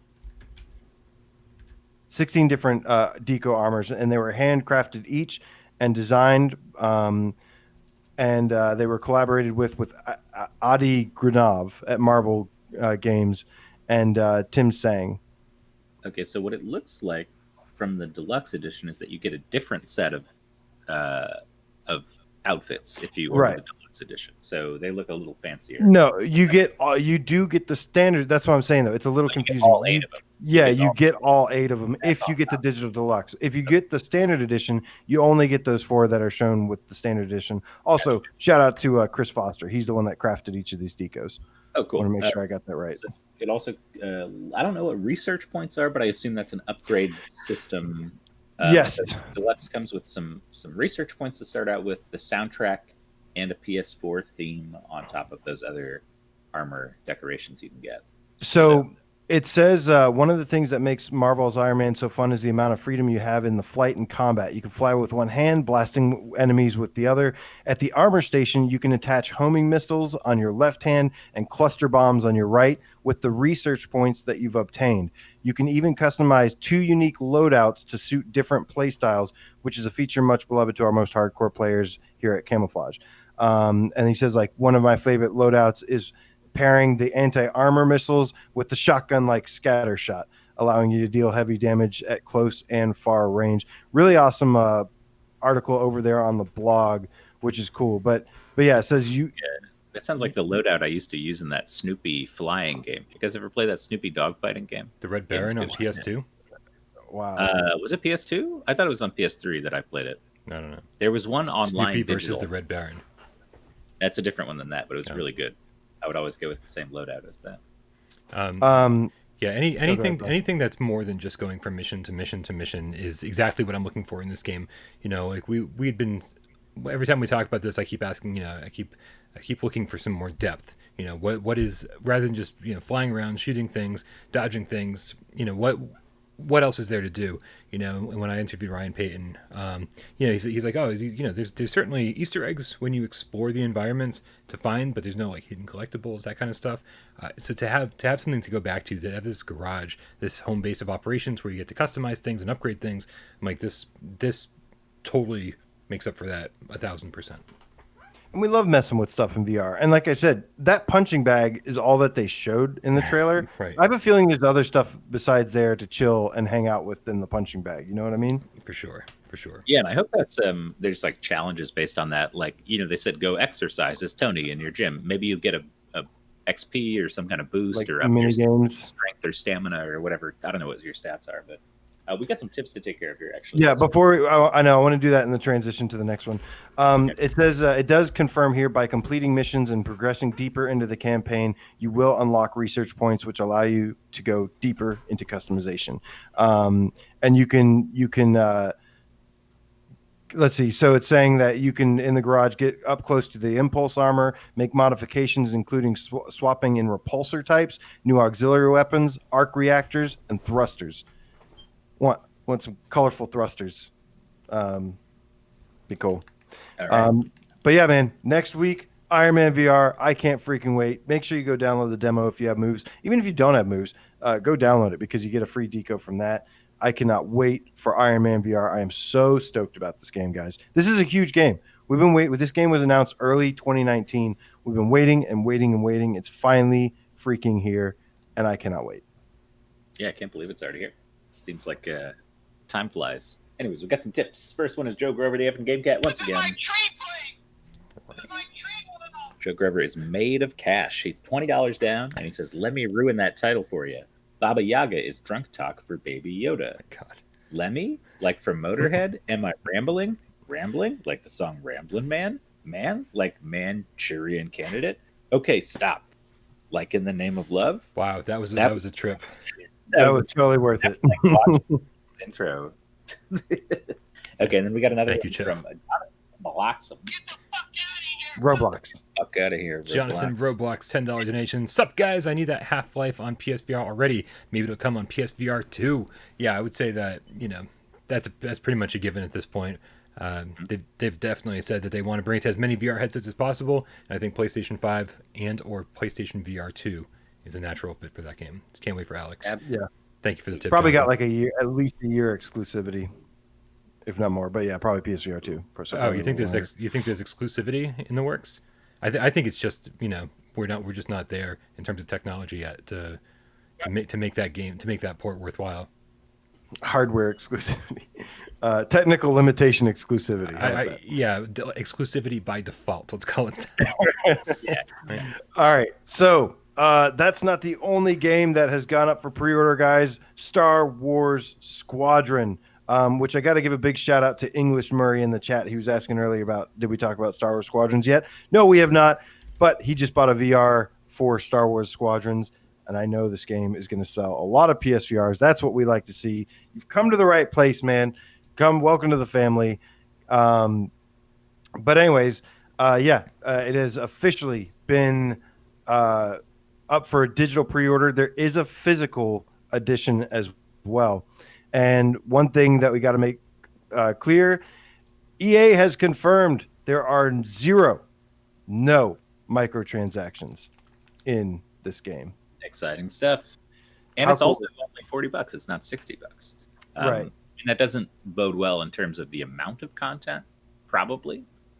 But who knows? One thing that is disappointing to me is that with the Battlefront games, they kept adding DLC. And even though it was paid, like we've talked about, there was new areas, new ships, new stuff like that.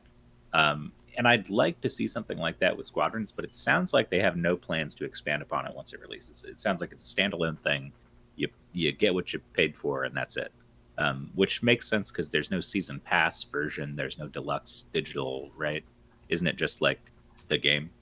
Yeah. Okay, so that pretty strongly says to me there will not be DLC. Because if EA can sell you a season pass, they certainly fucking will sell you a season pass.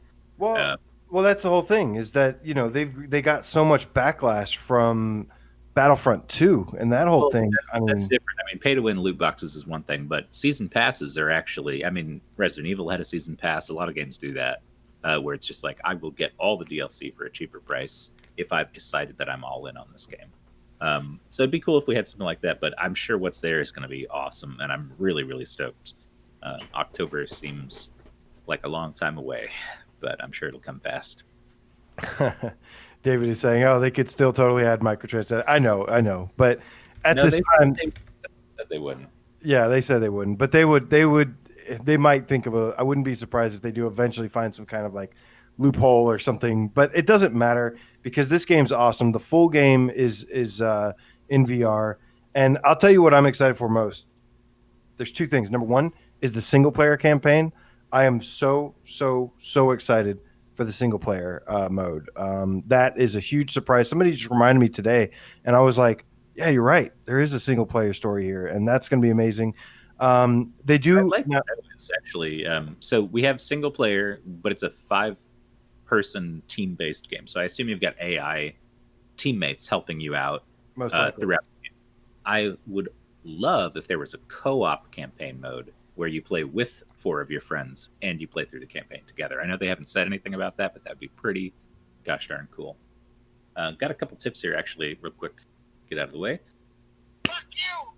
Fuck you! Get out of here! That stupid donkey with $5. Brian, you might know the answer to this one. He says, Hope Quill isn't still turning tricks. What's she up to these days? I'm just hanging out right up here. I keep an eye on her all the time. Okay. Right. She's not been turning these days. Yeah, no, she's not sucking tiny little mouse dicks. Okay. Fuck you! This is my tree world! My tree! Johnny Rep Up, the Stray Cat, with $6.99 in Monopoly money. It says, show of hands that would be up for a Squadrons Without Parole tournament.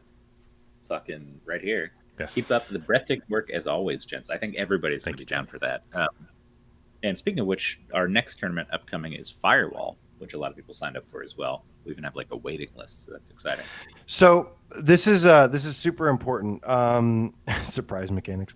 I believe the Spartan Game Cat says my HOTUS is scheduled to arrive this Saturday. Can't wait for Squadrons. Yes, tons of Game Cats are going out and getting HOTUS. If you need one, if you need a recommendation, this is what I always bring out. This is the HOTUS Flight Stick 4. This is the one that I recommend. It is awesome. It is compatible also with like Ace Combat 7, so you can get warmed up with that in the meantime. A couple other games, Eve Valkyrie, if you have that. That is don't forget Ultra Wings as well. That is absolute. Well, I actually like Ultra Wings with the moves, but we'll get into that later. They have confirmed HOTUS support for PSVR. We already confirmed this before, but I see people posting once again, like on Reddit and stuff. They're like, guys, I messaged them and stuff. Yeah, we already knew that was confirmed. But just to reiterate, HOTUS confirmed with PS4. And that's going to be huge. My dude, Just Incredible VR, says fleet battle mode is that's all we need. Dude, that is my most exciting part about this game is besides the single player is the fleet battle mode. Where you go, this is Dave, you said you wanted something co-op. You can play fleet battle mode versus AI with 4 other friends. Oh, cool. So PvE. Yeah.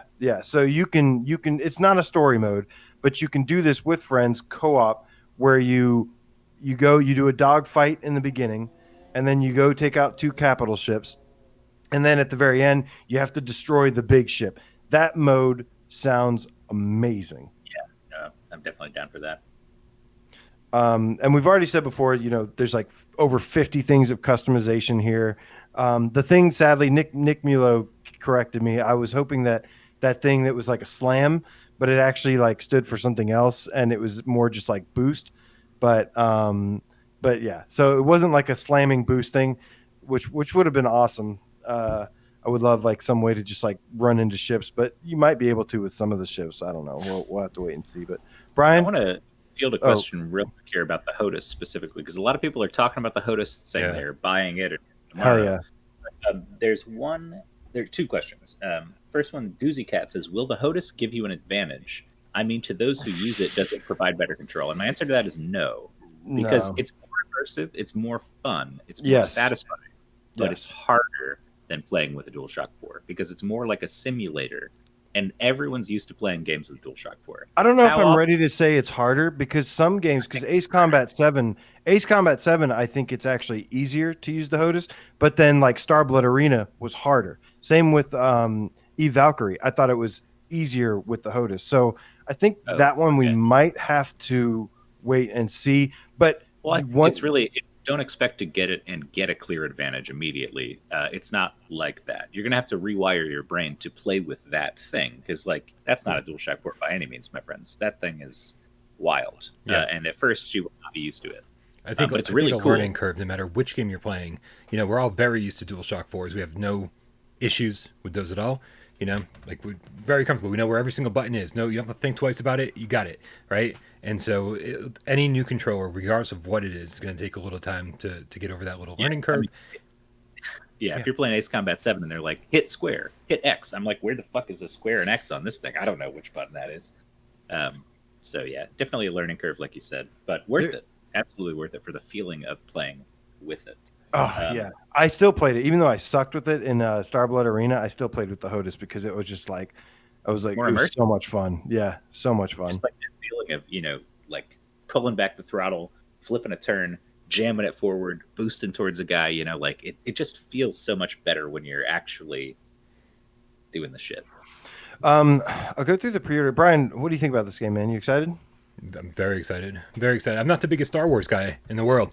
The original trilogy is fantastic, and I fell off during the prequel trilogy, and I can't say I've watched any of the new movies. Any of them. Oh yeah, absolutely. I'll say controversial here and say that I think The Last Jedi was actually a pretty good movie. Force Awakens was solid fun. I loved Force Awakens. It's a popcorn Rogue movie. One, though, Rogue One is my shit. Rogue One is my Star Wars jam. More controversial, but it shouldn't be. I mean, it should be more controversial than it is. What I'm saying is that liking The Last Jedi should be a lot more easy for people to do than liking Rogue One.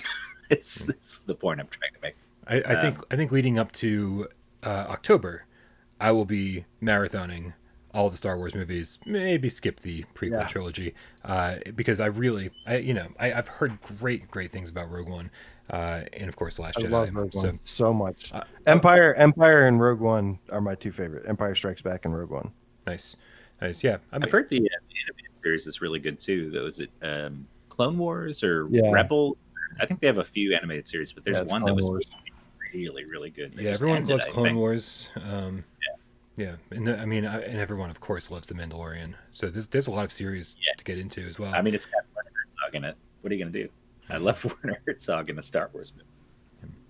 So yeah, I'm excited, but Star Wars fans are like losing their minds, and I'm like, well, I think I'd lose my mind if somebody was like, oh, Wing Commander 5 VR. I was like, that would be amazing. I know everything about the Kilrathi, but what are you gonna do? In that movie that starred Matthew Lillard.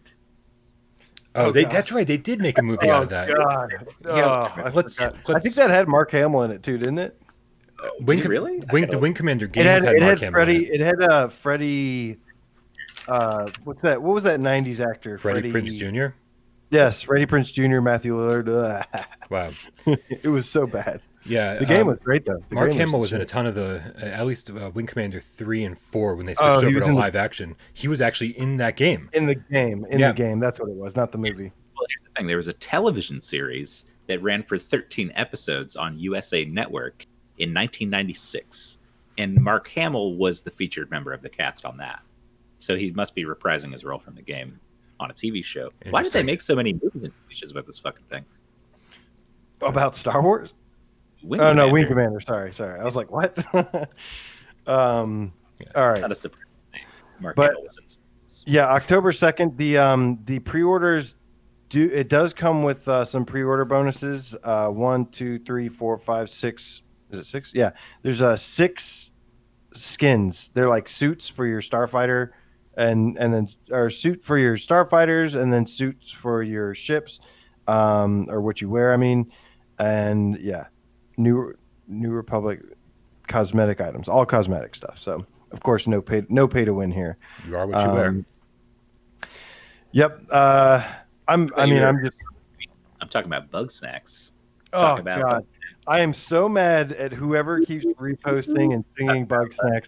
I'm gonna buy that game just to kill all the bugs in it, all the bug snacks in it. I'm gonna eat all of them.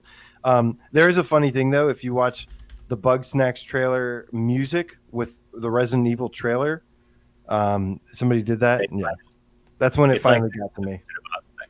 With Pink Floyd. Yeah, something like that. Oh yeah, no, Justin's right. I need to go watch The Mandalorian. I haven't watched that yet. Oh, you got to sign up for Disney Plus if you want to. Actually, if you want my login, I can send it to you. I do want your login. I never use that thing anymore. Man, I signed up for Disney Plus, and then after 2 months, I was like, "Oh, I've watched this once. I'm canceling it. I guess I have to sign back up for it." I always forget to cancel things, but I heard there is something new coming to Disney Plus that sounded cool, actually, but I can't remember what it is. Orseek has a good point, man. Brian, you need to start from the holiday special Go watch the Star Wars Holiday Special. That's actually like one of the best Star Wars movies. You need to go check that out. I feel like you're setting me up for something. I don't trust. I don't trust any of you fuckers right now. Yeah. So Triangulator asks, is Squadrons crossplay? Yes, I believe Squadrons is crossplay. Yeah, pretty sure they said that.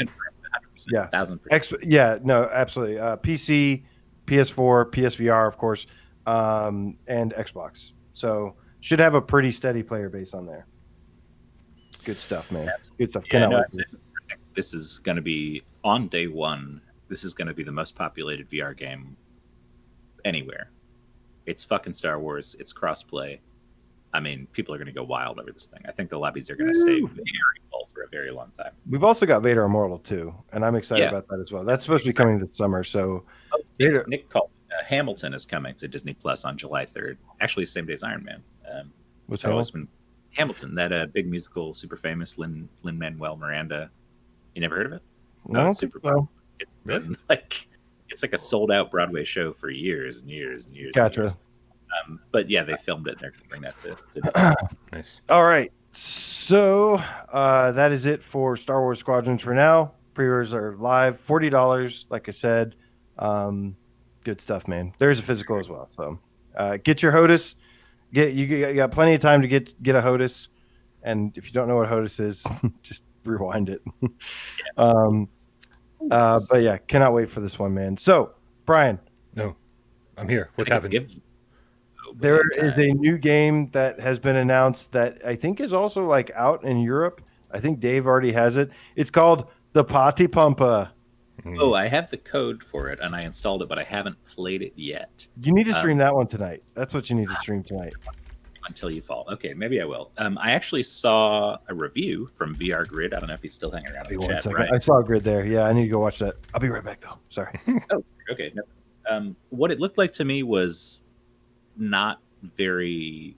First of all, not very visually stimulating game. It looked kind of crappy from what I saw, and sort of just... I don't know. You played it, didn't you, Brian? I did. Only for like 20, 30 minutes. It wasn't crazy. I've only seen stuff about it. Yeah. But sounds like you have sort of like you have to put stuff down on the beat, and it's got to make the people happy, and they get excited, and if they don't, they'll throw tomatoes at you and stuff, and like you can launch fireworks or something. I don't know. You make it a party.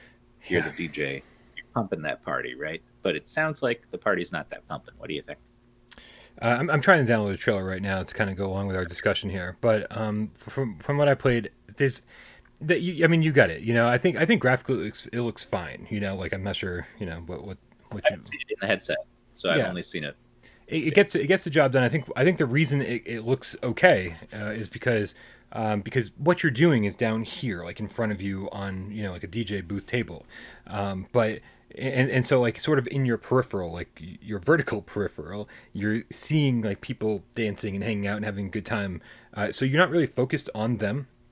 So that's why this kind of works, even if it doesn't look so hot, because you're not really focused on them. You can just kind of see them in the background. I think the biggest problem I have with it, though, at least first impression wise, is that there's no satisfying feeling about dropping these cubes and pyramids and stuff on the DJ booth table. There's nothing like, when you slice a block in Beat Saber, you shoot something in Nautica, there's a satisfying feeling about that. Visceral reaction. There you go. And so, but this is like, you drop a block on the table and it'll even like, when it hits the table, it'll even like shake a little bit and like maybe not land, like kind of like a dice and like half roll or something.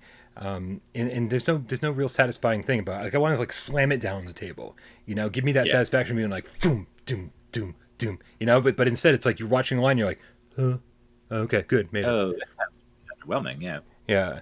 So for me, it's missing something in that regard.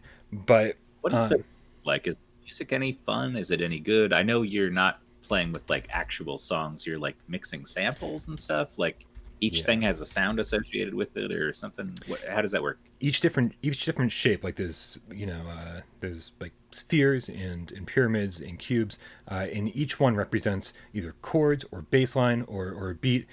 Excuse me. And here, let's bring up this trailer here so we can at least see what we're talking about. And I don't know how many spaces there are on the table. At first I thought it was 2 on the left and 2 on the right. But then I'm just dropping like 8 things down at once, and it doesn't really. You can kind of put them wherever you want to. It seems. So you can It actually doesn't have. matter the spots. You just throw it on the table. It seems like you can just throw it on the table, and it seems to do the trick. Now there's a mechanic here. Talk to me. Quick question for you. Yeah. Can you throw them, or What? are they stuck to your hand when you pick them up? Are they like glued to your hands, or can you pick them up and chuck them in the air? Well, you Is have to what I'm hold the thinking. move button to keep them in your hand. So it's not even the trigger, which would be the natural thing. It's the move button, Okay. and then if you let go of the move button, you drop it. So it's possible that you could toss it in the air. What I was thinking is it'd be fun to chuck it up in the air on the beat and have it land right as the beat hits and get that down to a science, and then I'd be like the coolest DJ in the world. You'd be Just the like coolest DJ in the world. Juggling. What's cooler than a juggling DJ? I'll wait. No, but yeah, let's see. What are people saying in the chat here? And so like I said, it's sort of like it acts like a dice. Like it doesn't just hit the table and stick. It'll roll a little bit if you drop. So I think throwing it up in the air, you are totally screwed. I don't think that's even a possibility. It would hit the table, and even if it landed on the beat, it would probably roll once or twice, and then be like boom.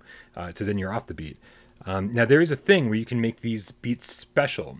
Right, I don't know. There's definitely a term for it. I'm just going to call it special, where they glow, Special. and you can take that component, and you're supposed to like turn it 90 degrees, like pick it up real fast and turn it 90 degrees and put it down on the table to the beat to like give it like more power or more emphasis or more whatever, like make it better. Because Yeah, people like it. yeah, and so and for some reason, I feel like when I grab it with the move button, like I can't. It's not a natural movement for me to like grab it and then turn it and put it down. I've only done it successfully a couple times because it just feels so awkward. I'd much rather be like grab it with the move button and then click the trigger real fast to spin it 90 degrees in my hand, be like boom boom boom boom, and then slam it down the table. But it's just I don't know. This isn't grabbing me. And like I said, I'm only 20-30 minutes in, and so far I'm like just not interested in this. But I'm also not interested in like being a DJ in real life. I know that's like a kind of a crazy power fantasy for some people, where they're like, oh, some people, I want to be Iron Man. Some people are like, I want to be a fucking DJ. And I'm like, well, I don't have that fantasy, and so fulfilling that for me is like fucking useless. It is on the store now. As far as fantasies or goals go, is a lot easier than becoming Iron Man. I'll tell you that. There's DJs all over the fucking place. You can throw a rock and hit a DJ. Right? It is on the store, and it's $16.99. What a weird price. Is that on the U.S. store? It's on the U.S. store now. Yeah, it's up on the U.S. store now. Cool. Yeah, for me is it's interesting to see a take on Electronauts that is based on some kind of skill-based performance in some way. That's like, hey, if you're not being a good DJ by the terms that we've defined for being a good DJ in this game, you are failing and you lose and people throw shit at you and whatever. Electronauts is just kind of like have fun and do whatever, which I like a lot, but I know a lot of people don't care that much for Electronauts. So I'm curious to see how it lines up. Obviously, visually, it looks a way less stimulating than Electronauts does. Yeah, I will say on the store it says it's got pro support too, so pretty cool stuff. I'll be checking this out. Yeah. Is it it's move only? I assume. Yeah, moves required. Yeah. Yeah, I'm gonna check it out. I thought one of the cool things, like I do like when games require you to multitask and give you like other things to do. And there is a lot going on from what I've seen so far. So there's two settings. There's a club, and then there's like a poolside party. And so I was at the poolside party, and a party pooper came running in. Like he had the words "party pooper" running above him. And he was like, this big dude with a bathing suit on, and he's like about to jump in the pool, and you're supposed to pick up something and hurl it at him to kick the party pooper out, and that increases the crowd appreciation level that you got going on there. The pumper level of the party. I don't really know if that's what they call it or not. But then when you're doing well, like cool things happen. Like you can see in the trailer below that you can start like a foam party. Like if you're doing well, this little robot companion next to you will like throw you cool glasses to put on where you like see people differently. They all look like they have like glowing skeleton shirts on, like blacklight skeleton shirts. Or there's there's the foam thing where you like actually like shoot foam into the crowd for a foam party. There are cool things, even like glow sticks where you just like boom, boom, and you do it to the beat and that gets the crowd going. that's doing it too. Yeah, right. Yeah, so there are cool things about it, and those things I think were the most exciting part for me. I'm not good at it yet, and I think if I got better at it, I'd enjoy it more. I'm looking forward to trying it out. Sounds Yeah. interesting. All right. So, for everybody that won't stop asking me about when is Blade and Sorcery coming to PSVR, I've got news for you. There's a game called Swordsman VR. Oh, I thought you were about to leak something. It's like you're No. so full of leaks today. Leaking Yeah, like a no, day. no, but we got some more info on Swordsman VR, and I gotta say, man, I'm actually liking what I'm seeing here. They are going into QA in July, and we got a look at a hub preview. Brian, you sent this to me before the show. I did. Hope I have it handy. It was unlisted, but you guys will see below in a second once Brian gets it up. But it is look at the hub, and it has this like really nice music. But they show, I don't know, there's so much customization in this game. I was very surprised. So I think for those wanting just like a straight up visceral like combat game with like some good physics, I think this is up your alley, man. This is looking to be pretty promising actually. And one thing I noticed in the hub preview is that there are 6 different maps, which I thought was very interesting as well. I thought it was going to be like maybe 1 or 2 different places. Yeah, for some reason I'm I seeing don't a have few- this downloaded, but I'm getting it right now. So be patient on the trailer, guys. You guys will see this in a minute, but there's a lot of menu showing in this, which is not a bad thing because you get to see kind of what the outlines of the game are. The weight is listed on every weapon, which makes me hopeful that physics are a thing, like you said, that the weight of an item does matter in terms of how you use it. And then I also saw a little thing that said boss unlock, as if you have to fight a boss to get it. And I didn't know that there were bosses in this game. That There sounds are kinda bosses in this game for sure. I like that. Yeah. Okay, here we go. I- Finally downloading. I know our expectations are low because, and I think that's always the safe bet, no matter what the game is, always go in with the lowest expectations possible to have the best experience. But this one I can tell looks different. Like it, and I know Sin Studio has been pretty excited about this one, and I'm really hoping that they finally like get this one right and nail it. Studio. Yeah, They have a not really that bad- they have a This looks really like- bad track record, but this does look like a big improvement, and they have been kind of giving off that vibe that this is so much better. So I'm really hoping this turns out well. But yeah, there are like waves and difficulty settings too, which you'll see, which was interesting. I just want to say a bad omen here. As soon as the Swordsman VR preview, the hub preview, ended playing, YouTube is suggesting me to watch a Tucker Carlson video, and so I think that's a bad sign. I don't know why. Let's see, Brian, do you have the hold screen up? I did for a second. I had to check something. Okay, Yep. gotcha. I was just so- it was funny because I was actually getting a message from Alex Sin over at Sin Studios, and I wanted to make sure What's up, Alex? that wasn't plastered on the screen, whatever it was, instead of our faces. So I had to go to the whole screen for that, especially while we're talking about this. You're just talking about a potential release window that it doesn't seem ready to share yet, but we will certainly have that for you the second it is more certain. We don't want to start announcing something when it's not certain. But yeah, let me get that horde thing up. No, let me get the hub preview up so everyone can see what we're talking about here. There's so many menus. So many menus, and if you guys know older Sin Studios games, things like Wraith, things like Perfect Sniper, things like Warzone. They're really basic. There's almost no reason for menus because they are very, very simple games, and there's just seems to be a whole lot more depth in this based on what we're seeing here, and a nice art style too, which is nice to see from them. One thing that I'm excited about too is I saw when they were going through armor, they had like samurai armor, knight armor, all the different variations of it, and I like the concept of a sword fighting game that includes Western and Eastern styles, Right. because I don't think Blade and Sorcery, I've never seen like a katana in Blade and Sorcery. Maybe there is one, I'm not sure, but it seems very Western, very medieval. And so like that game For Honor that Ubisoft made, I really liked that you could be a samurai if you wanted to be, or a knight if you wanted to be.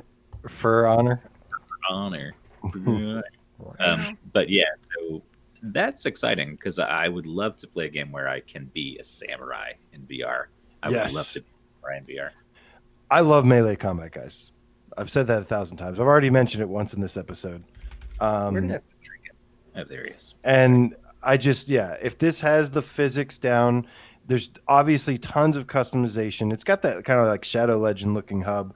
But this has a slightly more like realistic look to it.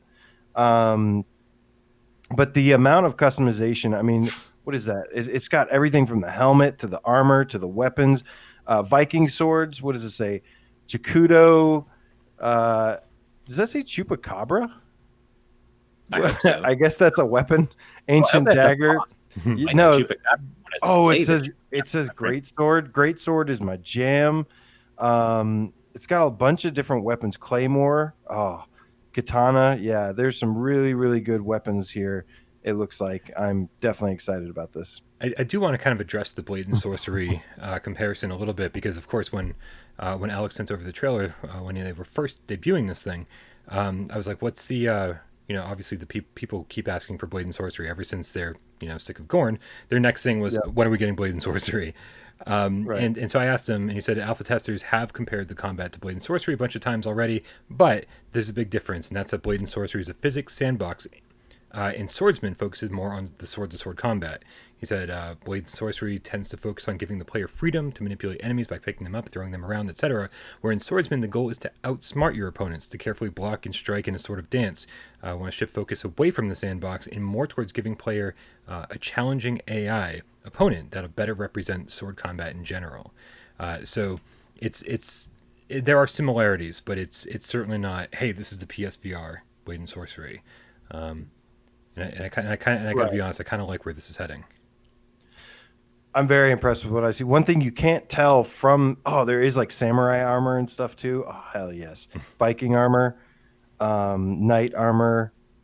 There's a story mode also, by the way.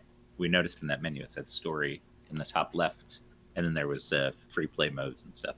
I'm excited for this, man. I'm excited for this. Loving what I'm seeing so far. This really looks like it could definitely be their best game yet, for sure.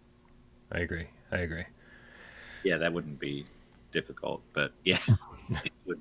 Looks like it is. I'm trying to be optimistic. I'm trying to be nice here, Dave. I think Sin Studios has made quite a few budget games. I think Wraith was actually okay for what it was, and I think Perfect Sniper was okay for what it was.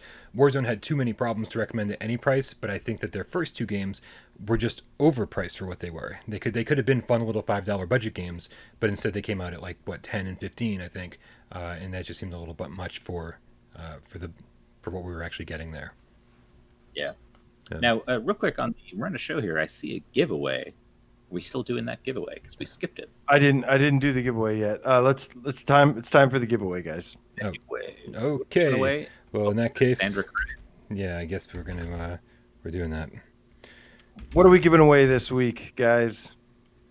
What are we giving away this week? Dave, while I explain, do you want to pick a winner? You want to get Sandra Cries? It's on PSVR. It is on PSVR this week. It is indeed. Got it. All right. On my way. So the what's up, Kat? The winner this week, it can be from any region. The only thing we asked of you was to leave your PSN name in the comments underneath PSVR this week that we air every Sunday. This week, and it's for a $25 gift card. Now, obviously, $25 does not mean the same thing everywhere. So generally, I just put in $25 and find the closest analog in other countries when it comes to that actual USD amount. $25. I hope I win, guys. 25. I hope you entered. I did not enter. This is for the cats, man. Hey, you're a cat. This is for the people. Yeah, that's true. Yeah, but whatever. This is for them. Listen, if you won, you could give it away on your channel. Yeah. Oh, nice. Don't give me any ideas. Yeah. Well, anytime I see a giveaway on Twitter, I go, I should enter this, even though I already have it, and then re-give it away on Without Parole. But I don't, because that would be weird. Well, David, are we pretty weird? Are we making progress on the comment No, here's what's happening. It's saying invalid video ID. Please check the video exists. This and happens is public. sometimes, so make sure that Private- you don't I use might go to Sandra. a website. Yeah, whatever the other one is that pops up, other than Sandra series or whatever, Yeah, seems to I'll do the one that spins the wheel. seems to rectify that problem. But got it. Yeah. Brody's got a link. Thank you. What's up, Brody? He's got a link for our Discord. Make sure you guys join our Discord. It's where the fun never ends. Got multiplayer meetups.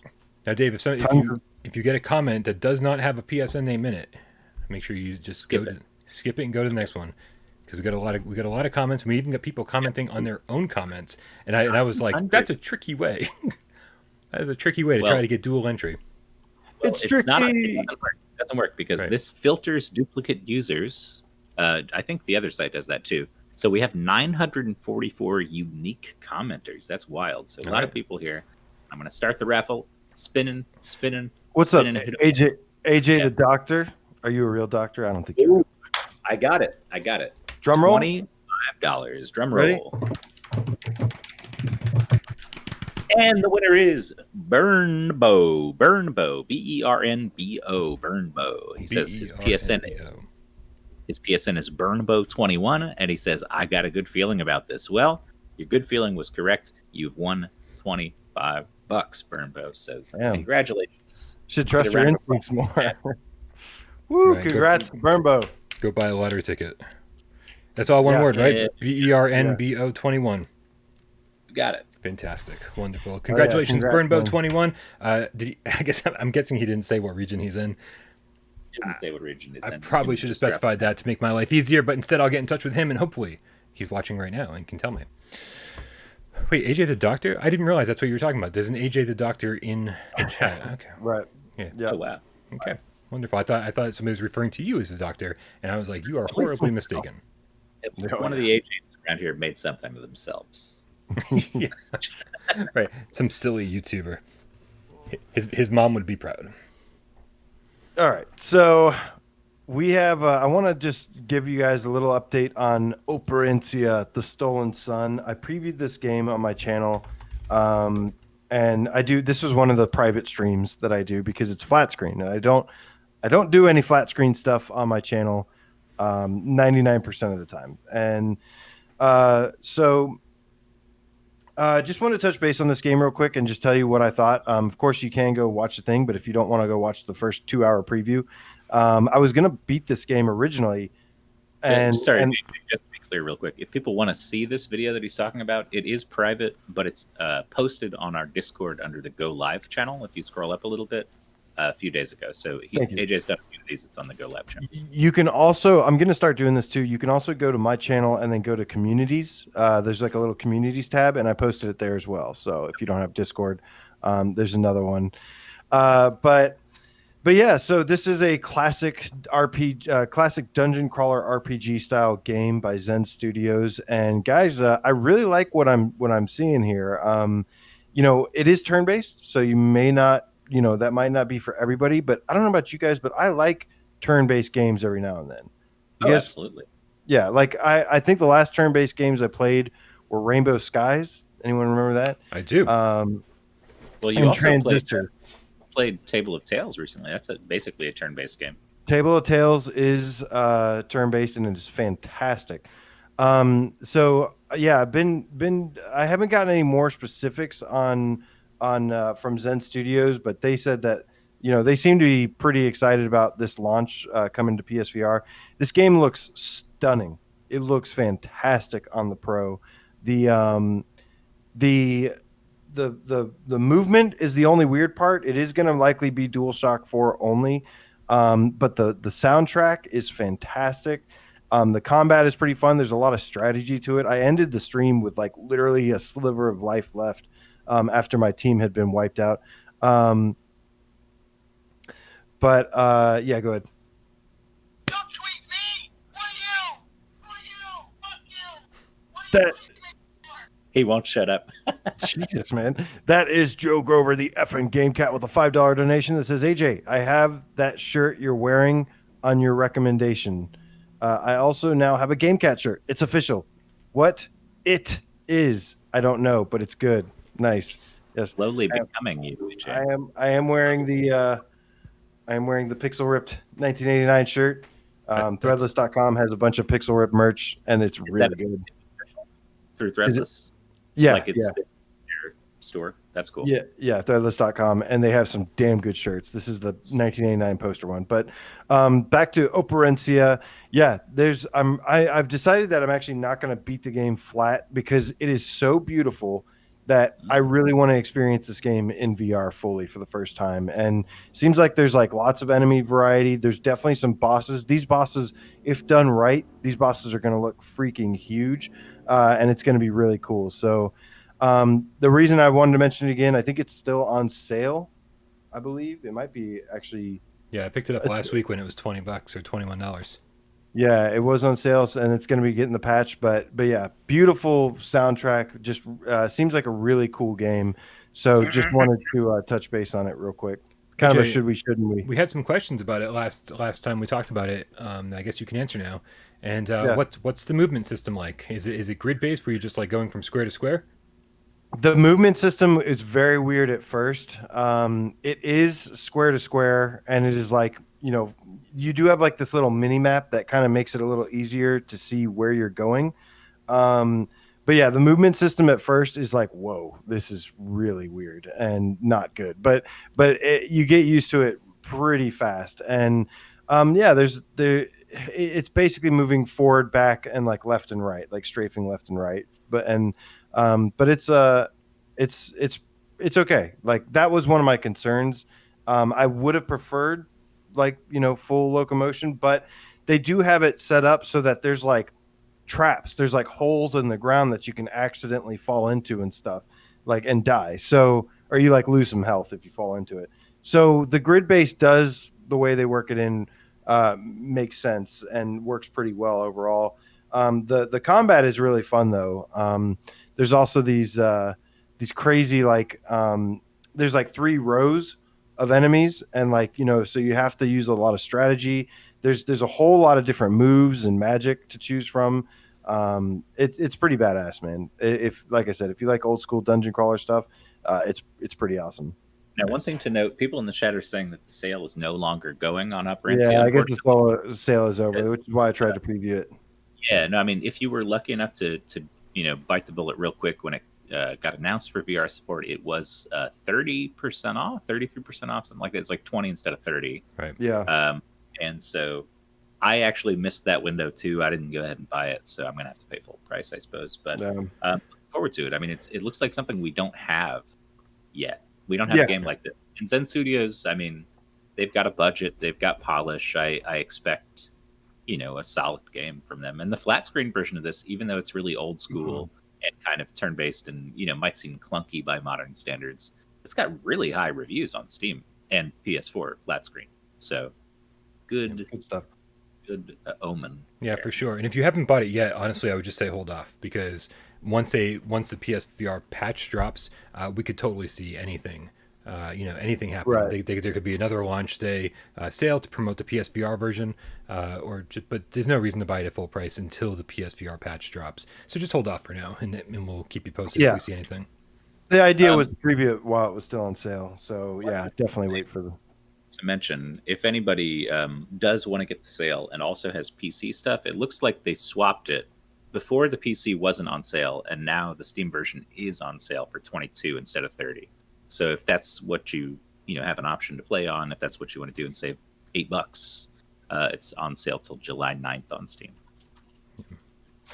Cool, man. All right. So moving on, we got something real quick I want to touch base on that came out last week, or actually I think like a week or 2 weeks ago maybe, and it was the Gorn update. They added the movement system. This was during the upload showcase, or maybe the week after. So we kind of ran out of time last week. But did any of you guys get a chance to try the new movement in Gorn? Yeah, absolutely. Dude, Gorn's better than it's ever been. Like, Gorn was already fun, and now the new movement system. So here's, everybody wanted like the Skyrim movement, hold the button down and like walk automatically. And I got to tell you that I played a lot of Gorn for review, and man, moving around with the original style, immediately you're like, man, this sucks. And then before you know it, you're like, oh, this is all part of the experience, moving around like this. Right. And I was actually playing Gorn for a workout, and so that gave me a real workout. I was sweating from head to toe after every single play session. So even though like I'm glad the new movement scheme is in place, I don't want it. I'm glad it's there for everybody who does, but I still play it the old way. Yeah, I'm kind of with you there. I think it's a lot easier to control with the new thing, but I did like. I mean, the one advantage is that if you're tired, if you don't feel like breaking a sweat, it is actually a lot better for that. But I do think now, like after trying both, that like like I actually prefer the other one, especially for like the amount of fitness and the way it's built into the gameplay and how everything is just so clunky. So we've got a reverse Golem here, because Golem, they've added a new movement system, and everyone said, this is way better. Thank you so much. Finally, I can play this fucking game. Whereas with this one, it sounds like you guys are going back to, well, maybe they had it better in the first place. But it's always good to have options, obviously. Mm-hmm. And for accessibility reasons, like there's some people who could swing the axe a little bit for fun, but can't be going like this with their arms the whole fucking time. Well, it does not make a good first impression. That movement system has an awful first impression. Yeah. Right. Yeah. I get the accessibility thing, but I can't imagine, like, especially with two-handed weapons, you're swinging these things. It's a lot of upper body movements, and I can't imagine that adding a move button, adding the Skyrim method of movement, would make this game any more accessible to people. I think it's a workout no matter what you're doing.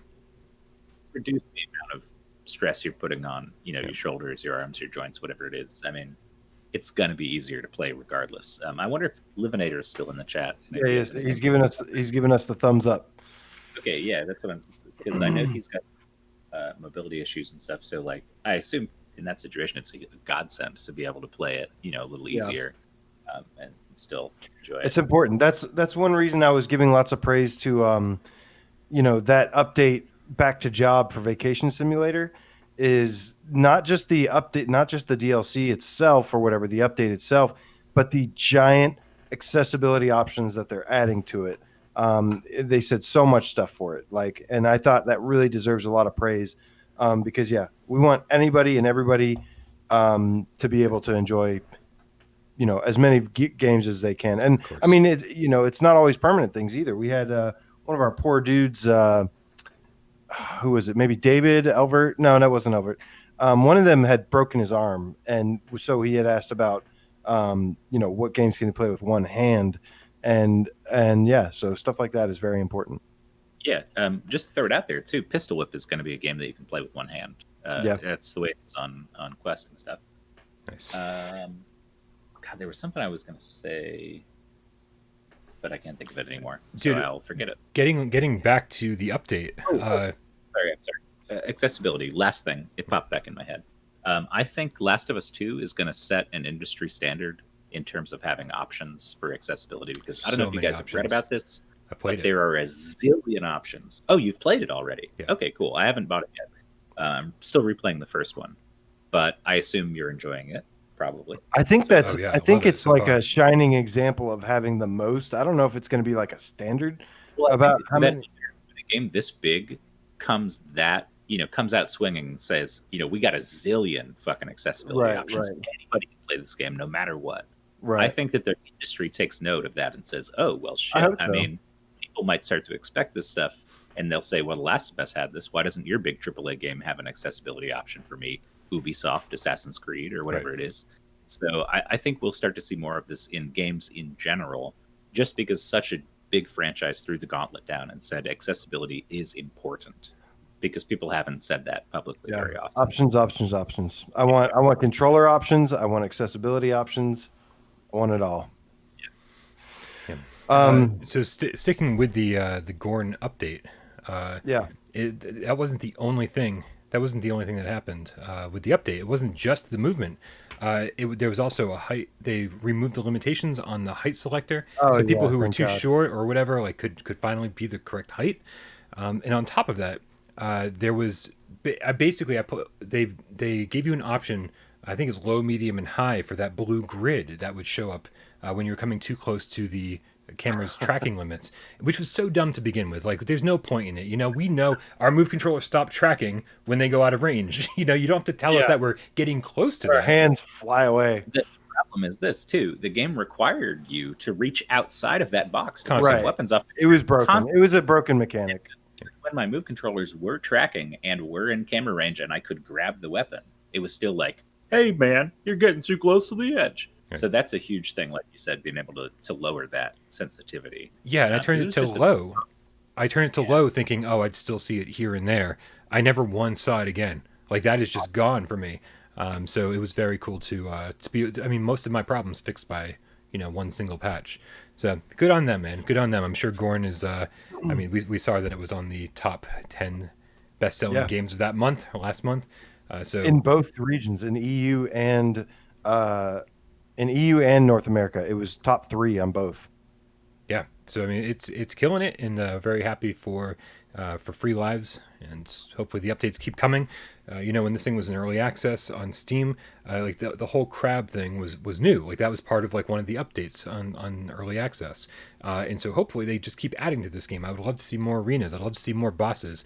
I'd love to see more weapons. Like, just keep it coming, man. Keep it coming, and keep the interest high in this game. It'd be great. All right, so moving on. Before we move on to the next thing, everyone's pointing out that there's a new Evil Dead that was announced today, and yeah, I'm stoked for that. Evil Dead Rise, I think, is what it was called. Love Evil Dead movies, so excited for that. For sure. I like the Ash vs. Evil Dead as well. All right, so now we're going to get into some stuff that we have played this week, starting with Firewall 0 Hour. Start with like an appetizer and then get into Firewall. Give me a snack, man. Give me a snack. Not on the list. I'm just go through real fucking quick. Get Coaster out of the way, and then we'll get into the meat of cool all right, games. we'll get Coaster out of the way. I played Coaster a while back when it came out on the EU store, and it's out in the US now. And yeah, it's boring and it's dumb.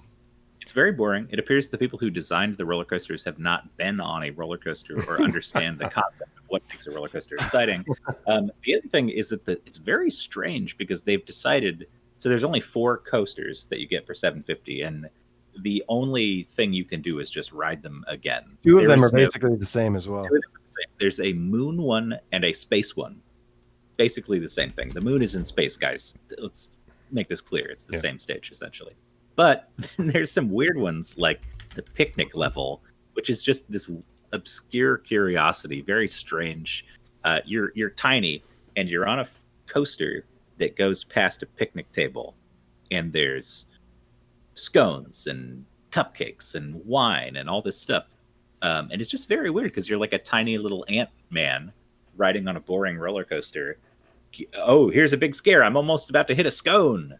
And it's like, that's not what I would expect for a roller coaster game. Once again, I don't know if these people have ridden a roller coaster. There's no loops. There's no corkscrews. Why is it so hard to make a good roller coaster game, man? We had one at launch. We had Rush of Blood. Well, actually, maybe that. What were we talking about, Brian? Roller Coaster Legends 2? Yeah, Roller Coaster Legends 2 is really good. Why is it so hard, though? Why is it so hard to make a roller coaster game? It's so easy. Just put me on a freaking roller coaster, make it go really fast, and that's it. Make it look decent. Things that really tells me that these people don't understand the concept of a roller coaster is that there's acceleration and brake buttons, which don't even work that well most of the time. Sometimes they don't even do anything. But you're not allowed to decide when a roller coaster goes fast and when it goes slow, man. That's the roller coaster decides that for you, and that's part of the thrill. You go up slowly, and then you go down real fast. Yeah. It's not like I want to go up real fast and then I'll slow my car down on the way. Like, it's not a roller coaster. But anything that you may enjoy about coasters, you will not find in Coaster, and that's about all I have to say about that. It's not worth your $750. Yeah, Coaster is. I mean, so many problems with it, right? You want these things to be as immersive as possible. You want them to be as exciting as possible, and there are these super subtle. You can see it on AJ's gameplay here that's playing right now on the screen below. Super subtle. Super subtle blinders. Like it's gonna copyright claim this game's. There you go. It's very subtle, but like just around the out, it does darken around the outside of your peripheral vision. And I'm like, and you can't even see it on the two space ones because it's so dark that you don't even notice. But in the brighter ones, this room that you're seeing now in the picnic one, it's noticeable, and you're like, what is going on? Why are these here? So there's that, and then on top of it, there's like this zen like relaxing music, like that's good for a puzzle game. And you're like, well, shouldn't this be like super like party pumper music, like doom doom, like something to really get the blood flowing and really make you excited to be there, instead of this like zen like this is a meditative experience. And to piggy over the dead silence of Roller Coaster Tycoon Joyride, which didn't have a soundtrack at all, if I remember correctly. Right. And it's just like dead air the entire time. I'll tell you, one of my other pet peeves with this thing is like you just go around the coaster once and it's done. It's so unceremonious too. You don't even know when it's going to be done. It just stops and you hit a loading screen. Yeah, like you just right. There's no like big ending or flashy. Yeah, there's nothing flashy about it. You just go around the room, and like why I would have loved to be able to just keep going and going at least. Well, it sucks so bad the first time. I wouldn't want to keep going. What I'd like is if they actually understood the dynamics of a roller coaster and made a roller coaster. Because I don't believe that they've actually accomplished that with any of these stages. Yeah, without anything holding the actual tracks up in the air, it just looks like somebody took an environment, took their finger, and then drew a random path, and they're like, "Here's your coaster," and that's kind of like how it feels. Talking about the backgrounds is important because they're flat images that do not scale based on how high or low or left or right you're going. So there's no sense of space. Like if I'm going up and up and up and up and up, the stuff in the background stays totally static. If I look to my side, the tree that's there, I don't get any higher up on that tree. It's just a fucking flat image, which completely kills any sense of height or direction or depth or anything, because you're just like in this flat, dumbass world. The only thrills you get is like I said, oh, I'm about to hit the scone, or like they just put you next to something for half a second, and sometimes it's stupid stuff. Like there's a guitar in the living room stage, and it's like, oh no, I'm gonna have to hit oh no, I just barely missed the guitar. It's like that's not a roller coaster. We've almost gone through the entire video just talking about it. We've showcased the entire game. You want to do you feel like a good appetizer? Do you feel appetized? No, we're not done yet. We're not done yet. Well, we do have a donation. Oh, go ahead. Okay. Hold on. What else you got, Brian? Oh man, no! Like I reviewed this game. I've got a review for this thing coming out soon. Like I've already written out the entire review, and so like I have like very much thought this through, and like I have my issues need to be fucking. I need to vent. So I was talking about the music, right? But you can actually hear between some of the music that there are sound effects for each coaster. But it's just like this almost rushing of wind sound. It's like, and that's it. And it cuts you out when you try to. Oh, for real? I was like, you got it. Nope. Still no. It doesn't like. Sorry. Well, luckily, you guys can hear me at home, even though these guys can't. So there's and that's all you hear, but it's super subtle. The volume's really low. There's no, and so like. You know, if you've ever ridden a roller coaster, there are certain sound effects you expect to hear. You know, when you're going up the hill, that chain link that like pulls you up, the click click click click click, that just missing in action. There's no vibration in the controller whatsoever, unless you hit the boost button yourself. Like these are all things that totally could have added to the immersion, and instead, it is as basic and bare bones as they come. I say in my review that even if they added 20 more roller coaster rides in this game, the mechanics are so busted that it still wouldn't be worth it. It's just not fun. So anyway, that's it. I'm done. I'm done ranting about coaster. About that. Quantity would not make quality in this case. Right. Because everything here sucks, so more of the same would be bad. And a slog through. Right. It doesn't look as good as it does in the footage either. It looks worse. I'm going to take this moment to get myself in trouble by plugging Roller Coaster Dreams, the only game I would suggest that anybody buy besides Until Dawn Rush of Blood, but only if it's on sale. Because there are user-created coasters that you can look at from people all over the world, and some of them are pretty fun. And it's actually like a roller coaster when someone builds a roller coaster, and the NPCs are very stupid and fun to talk to. Just know. There's also the Summer Funland one, and then there's the Roller Coaster Legends 2. Roller Coaster Legends are okay, but it's like pretty steep price for one coaster. $6 but it's $6 compared to this. At least Roller Coaster Legends 2 has shooting mechanics. You get to shoot stuff along the way. The coaster's actually pretty decently long. It's probably as long as playing all 4 of these, and it's cheaper than coaster. So like for $6, I'm like I don't have a problem with Legends 2. I think Legends can get it. I think Legends is in there.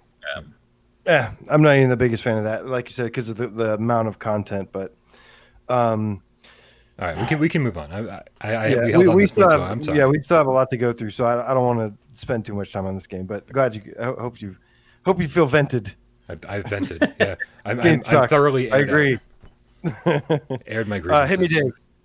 Oh, I got you. Who gave you the right to queen bee? I'll tell you who gave me the right. Judge Deadpool Games Cat. Wait, what? Judge Deadpool's Game Cat. What? With a 5 donation, says 6 days, 14 hours for Ironman. Fast forwards, fires up the DeLorean. Oh, Hell man, yeah! so exciting. I want a DeLorean. I almost bought a DeLorean once. I got really close. Really? Yeah, I was like really, really close. It was only like 13 grand, I think, but it had like a lot of work, which is why I didn't get it. But I was like, this close to getting it. Anyways, drive on. Never mind. So Firewall 0 hour thank you for season the 5 donation. update Syndicate has hit, and it includes a new map, and a new character, some new weapons, some new operations, of course. Yeah. It's funny when we were talking about this amongst the moderators, and I think it was Nick Mulo who was like, he's like, yeah, Firewall gets updates all the time, and it just it just means that there's more stuff I don't get every single time I drop into it, something along those lines. And I'm like, that's kind of how I am too. I feel like Firewall gets so many updates that like usually when I drop in, I go, oh fuck, it's like I got more shit to learn right now. But it's good, man. It's good. It's so nice to see how that they're still supporting this thing. I think this should, if nothing else, this should give people who are interested in Solaris confidence in that purchase, because Firewall First Contact has proven themselves to be committed to their games, or at least committed to Firewall. I think with Solaris we'll be constantly seeing new updates, different colored corridors perhaps in the level design. No, but really the level design that they've showed off in Firewall in these free updates is good. I mean, this new stage I like a lot. We got a private going last night with the game. I played it actually 2 nights in a row. Nice. Where we would just go to a private, keep playing it to learn, the ins and outs. And it's very big. It's very dense. There's a lot of nooks and crannies to it, and I'm still figuring out after hours of playing it like how to play it. So always cool to see new maps. And I mean, the only thing that bums me out a little bit is that they've done that thing again where they have a skill that's locked behind a contractor that you have to pay money for during the season. And it's kind of a good skill. It lets you see the jammers that other people have put down, which is one of those things like where, self-revive came out and that was locked behind a paywall. Looking at people's jammers comes out, that's locked behind a paywall. It does feel a little bit a hint of that pay-to-win thing, because during the season, anyone who paid for the pass has that stuff, and you can't get it unless you pay for it. So the ability to find jammers is like huge. I mean, jammers are a major tactical part of Firewall if you're on defense. And I will say half the reason we win half the time, when I'm playing with Hack or Betty or somebody who really knows jammer spots, and that sort of, blows that out of the water as an option. You can't really use that anymore. So it's just weird to see an update that lets certain people basically nerf a really useful weapon or a tool in the game. Just because they paid some extra money. But we will get it eventually, as always. I think once the season's done, you can pay crypto for the skill. We got another tip from KillCell777 forever. Fuck you, don't squeeze me. That is $10. No comment. Thank you, Kelso. I also really like this map. I love to see them mix up as much as possible. And, you do see some kind of assets that are reused. You see some of the stuff looks like that that downtown level. Man, I'm starting to forget the names now. District. Thank you. It's a mixture of district, compound, and there's one of but I like that it was like a sunset, and I liked the overall layout of it. I like how there's like some walls you can creep behind and then jump down into another area, and then there's like some tents that have like, stuff around them. And then there's like windows that expose you in the tent. So you're not like completely safe inside there. FOB is what it reminds me of. FOB, right. A remix of those 3 stages. They've been doing that lately with levels where it's just kind of like a little bit of this one, a little bit of that one. Hangar is like shoot house mixed with something else, and whatever. Go ahead. No, you're fine. I didn't play the multiplayer. I actually played the solo. There is a solo mode in Firewall, and I was playing that, and I was actually having a lot of fun on this map, just playing against bots, either hacking or defending the laptop. And it was really fun to just sneak around. The AI is actually pretty good in this game. One of the updates was better AI for that mode. The AI is so much better than what it was then, because I can definitely tell the difference. I haven't tried the new skill yet, but the HZU, they're constantly nerfing and balancing and trying to do stuff, and the HZU is still my favorite gun. So I don't know. I might try to go for this HZU, see if it actually has any different specs or if it's just the cosmetic difference. It looks pretty cool either way. So sounds good. Yeah. Good update. Good, new season, awesome stuff, and just great game overall. After 300 hours, over like almost 400 hours, like my excitement for this game has gone down just a little bit. But that doesn't mean I don't think it's like an amazing game. It's still obviously one of the top 5 PSVR games. But won't we see when the next top 25 list? We will see, Brian. We will see. Next top 25 is going to be drastically different. But the stuff that they keep adding, I'm so happy that they continue to add to this. But yeah, after how much I've played this game, really, like I'm kind of like, I just need a new like mode or something. Need like team deathmatch. I'm ready for something more. I said at the beginning I could play this game for a very, very long time, if they just kept adding maps. And they've done more than that. They've added maps, weapons, skill sets, contractors. Yeah, and that got me by for like 2 years. But yeah, I need something really drastically different now. Yeah, the fact is that the same way about that. This is a daily driver for me. I use this shit all the time. There's a community out there, and if you want a game where you can hang out with some friends and go in and either set up a private, shoot the shit, or go public and really have some fun shooting strangers. I don't know. It's one of those games that it's so dynamic. It's so much based on the other people you're playing against, how things go in that particular round. It's like endlessly fun. It is endlessly fun. Any other modes, I'm fine. Yeah. Saying that you had a blast with it for 2 years, even if you're still playing it and but the excitement has dwindled just a little bit.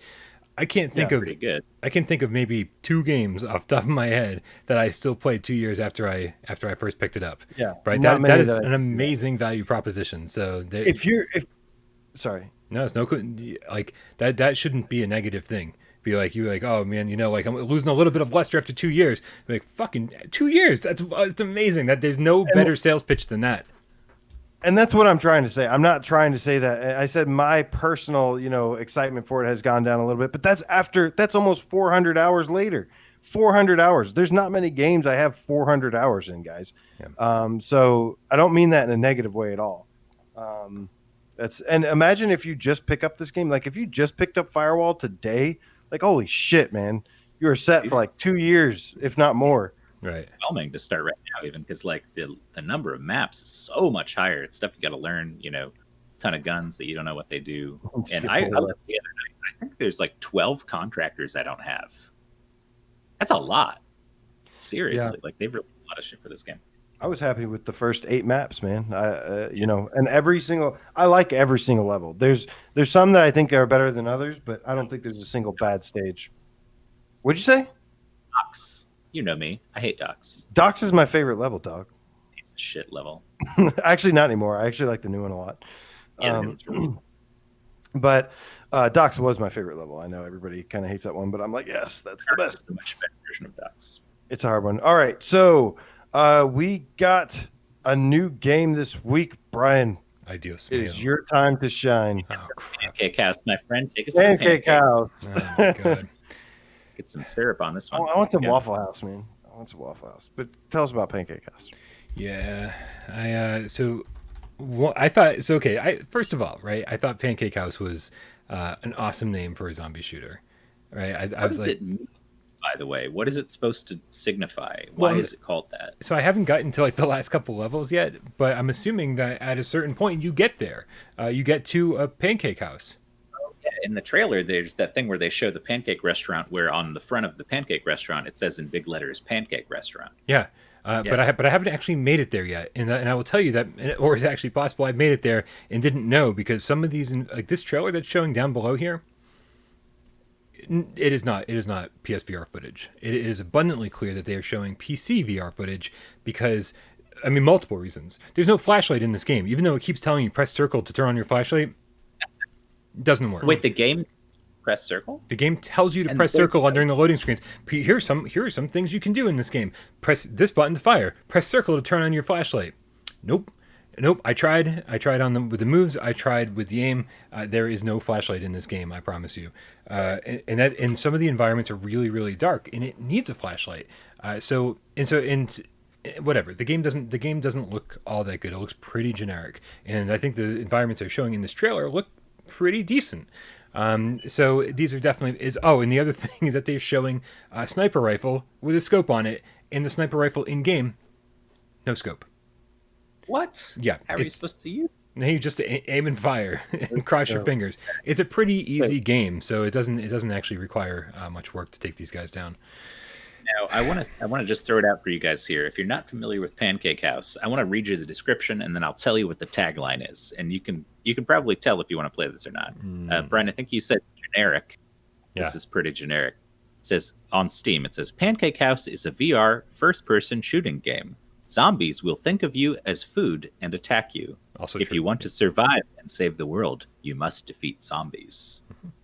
The That description of this game is amazing. Underneath the tagline, it says Pancake House, and then it says, "If it is delicious, you will die." Which makes no Which sense. I don't know. I feel like that means if you make too good of a pancake, like you're the guy running the Pancake House, and if you give him a really delicious pancake, you'll die. So you got to make it like not that delicious, and it's like a cooking game about making a bad pancake. Yeah. That's not what this game is. Yeah, here's why I was sort of excited for this game. It's because, it's a zombie shooter called Pancake House. I was like, what? That's so great. Weird. Right? I love weird. I love fucking bizarre everything. I was like, there's going to be some crazy ass environments in this. We're going to find weird ass NPCs that were working at the Pancake House. We're going to find like bizarre weapons or attachments for our, standard weapons. And I was thinking that if you name a game Pancake House and give it that kind of tagline, you are setting it up to be weird. And I was like, I love weird. Instead, it was about as generic as you could possibly find. It is, and there's, man, I could go also, on so long did you about mention this? The two characters in the game, speaking of generic, the two Yeah. characters are named Jim and John. Yeah. Jim and John. This Quite the is protagonist. you got to remember, man, this is like a Korean company, and they're a small Korean company. Yep. They probably poured their heart and soul into this game, so there's going to be some translation things like that, and sometimes I love This that. I mean, small it's Korean hilarious. company watched my Yeah. Let's Play. I would totally be more on board with this game if it wasn't $30. This small company, these devs watched my live stream, and then emailed me afterwards and said, "Thank you for being honest, and we'd like to address the price." They said, "This is our first time making a PSVR game. What would be an appropriate price for this game?" And I was like, $10. This is a $10 game. Yeah. Yeah. Get it for $10. I'll buy it. I will buy somebody else a copy. No. So, but I also told them with this series of issues, and I listed everything wrong with it.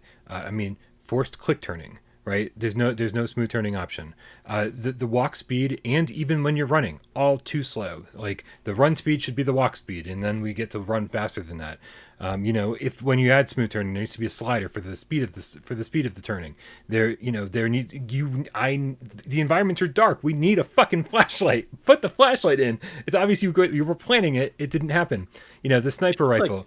Pretty dark. And I basically told him, I Super. said, listen, your competition is Arizona Sunshine, Saints and Sinners, and Contagion, right? And when you look at those games that are all There's so much exploration going on, and even Contagion has some exploration, like getting these big open maps where you get to run around and go wherever you want. This is such a corridor, like from beginning to end. The beginning of the level to the end of the levels is a corridor. Even if it looks like you can go off over there and explore, A, there's nothing to find if you try to go off the beaten path. And B, I'm like one in B. B, you can't go off the beaten path. Invisible walls from beginning to end. You're basically just going from checkpoint to checkpoint. And these little waypoints that are shown on the screen tell you when the next wave of zombies is coming, because you get to that little waypoint, it disappears, and then here comes the next wave of zombies. It's just like, oh, this is so formulaic and just so boring that I'm just like, I basically told him, I was like, even if you reduce the price down to $10 or $15, it has all of these issues that I can't recommend even at that price until you fix all of them. And even then, it's like, this is so generic. It needs a lot of work. And it sucks, man, because zombie shooters, I don't feel like zombie shooters have to be that good to be fun. And this isn't, somehow. So, I do like you put little barricades up. Deadland better than this, right? Oh yeah, Deadland is $6. I would play Deadland. I played Deadland for 6 hours and actually enjoyed it for $6. Endless runner zombie game. It's not good. It's got issues, but it's fun. And that's what I'm saying. You can make a cheap budget zombie shooter and it can still be fun as long as you get this shit down. I do like you can put little barricades up. That is pretty cool. People were saying it's a Call of Duty Zombies style thing. You like spawn little barricades and you make the zombies take down the barricades before they get to you. So you don't really find yourself in many tense situations as long as you keep spawning those things 3 at a time. I'm arguing with the chat about Waffle House is the best. Waffle House is the best. It's better than International House of Pancakes. It's better than Denny's, and it's better than IHOP. In what way? In what way? I don't know, just better. Because ghetto is always better.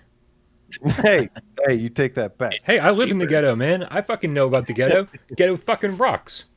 Also, Waffle House is so ghetto. Oh, okay. So Alvo is in the chat, and I was actually asking them what's the status of their certification, and he says that we know Alvo is going to come, guys. Don't worry. And he says we are scheduled for Sony VR consultation July 15th. At the height of COVID lockdown, they let games bypass this. Huh. Okay. Bypass certification? But I think consultation, maybe. Got Maybe certification. I don't know. All right. Well, Steve, we're looking forward to Alvo. Make sure you let me know when you have any Alvo updates to share so we can share those with the community. Aim controller, baby. Yep. Any reason to use aim controller? By the way, Pancake House, if you do play it, don't use the aim controller because the move controls suck. Oh yeah, I forgot it has aim support. Aim support. Okay. Yeah, but it's for some reason it's really tough to run with the aim.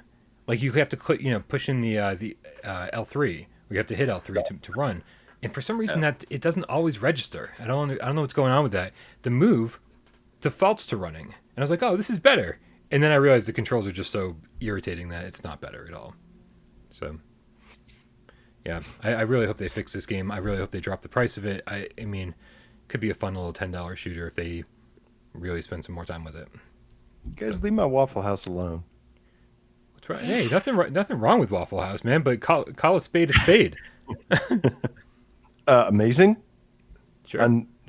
Yeah, totally amazing. I'm a Denny's guy, man. You know do no harm. Do you know how many times I ended up at Denny's because it was this 24-hour place that I could. I mean, first when I was younger, I could go smoke cigarettes and drink coffee until fucking 4:00 in the morning. There you go. There's my two Guts Griffin. It says triple hash brown, scattered, covered, chunked, and peppered. Hell yeah, man! I'm going to Waffle House after this, man. We got. Are we ready to move on from this? we were probably ready to move on a while ago. Pancake House. Brian's gonna have a review actually pretty soon, within the next day or two. And nobody watch it.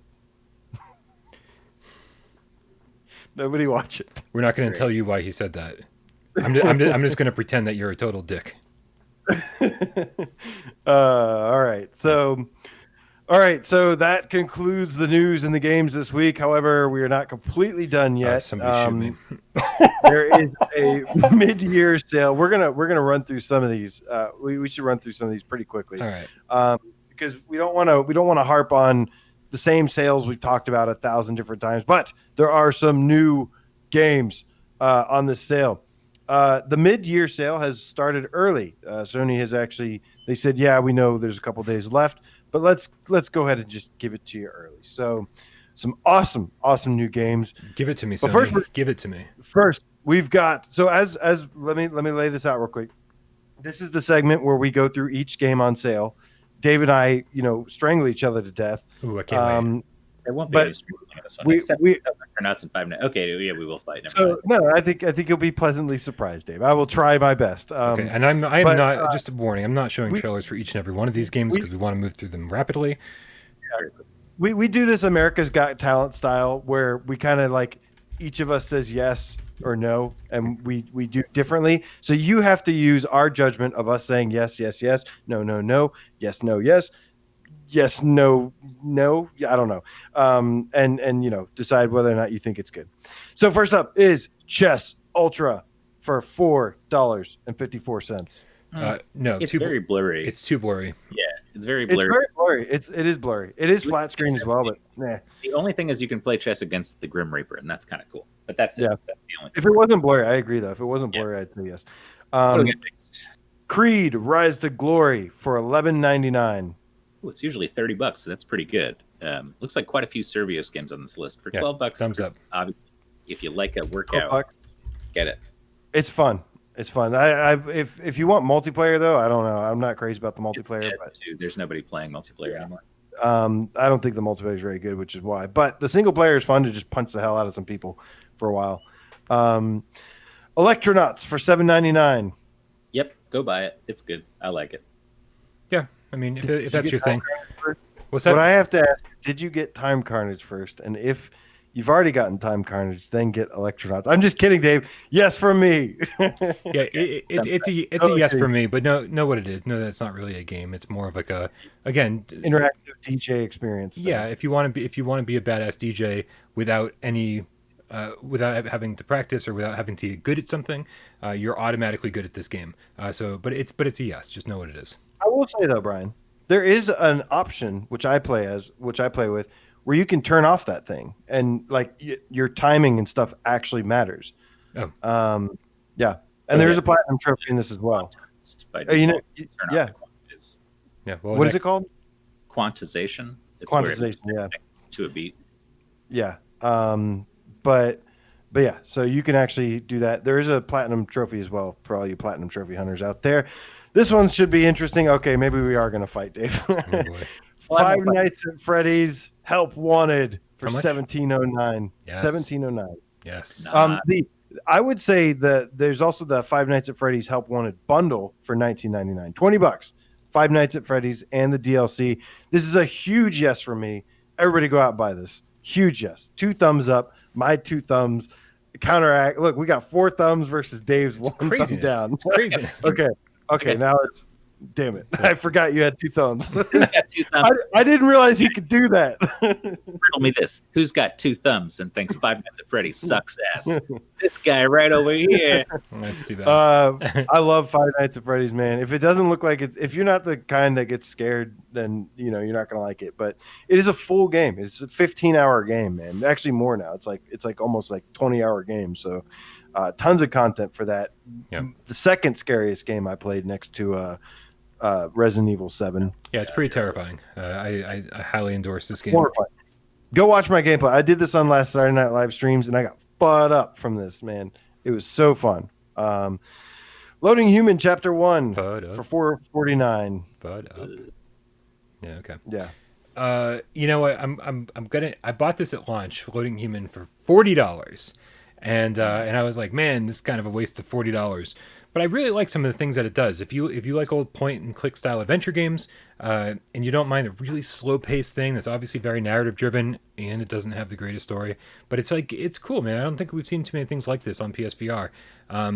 For that price, I'm gonna say yeah. But don't pay more than that. For like $5 is fine. That's it though.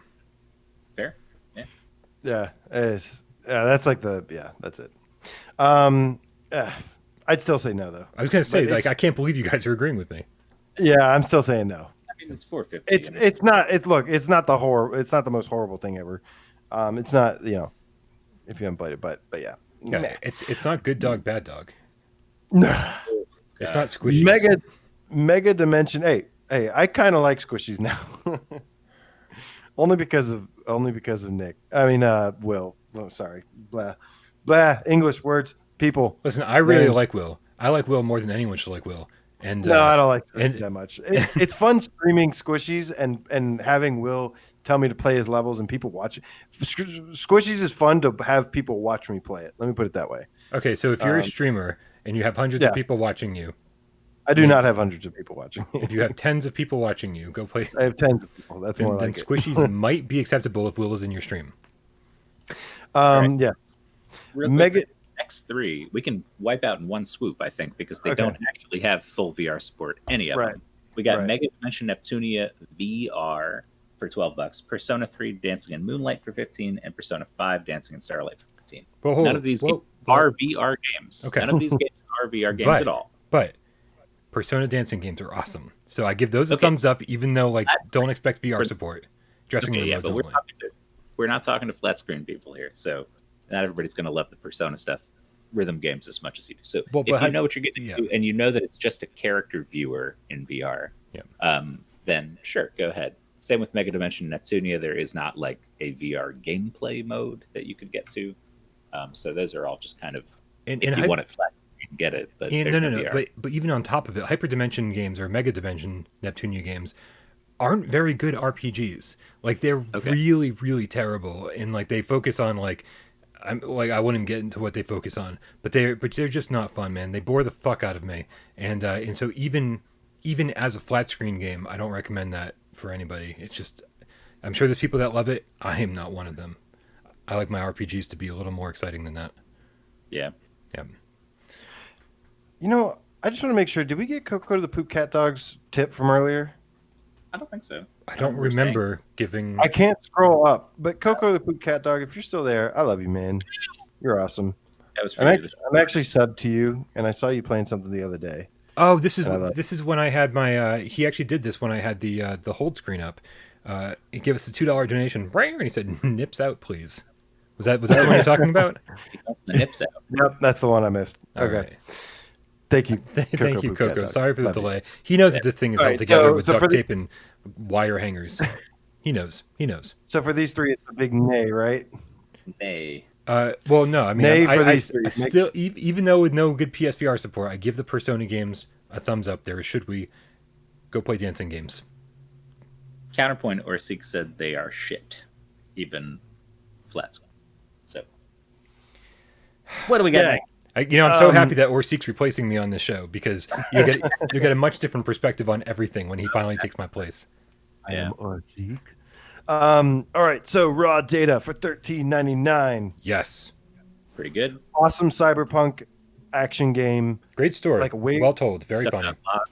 You do speak highly of the story. Yeah.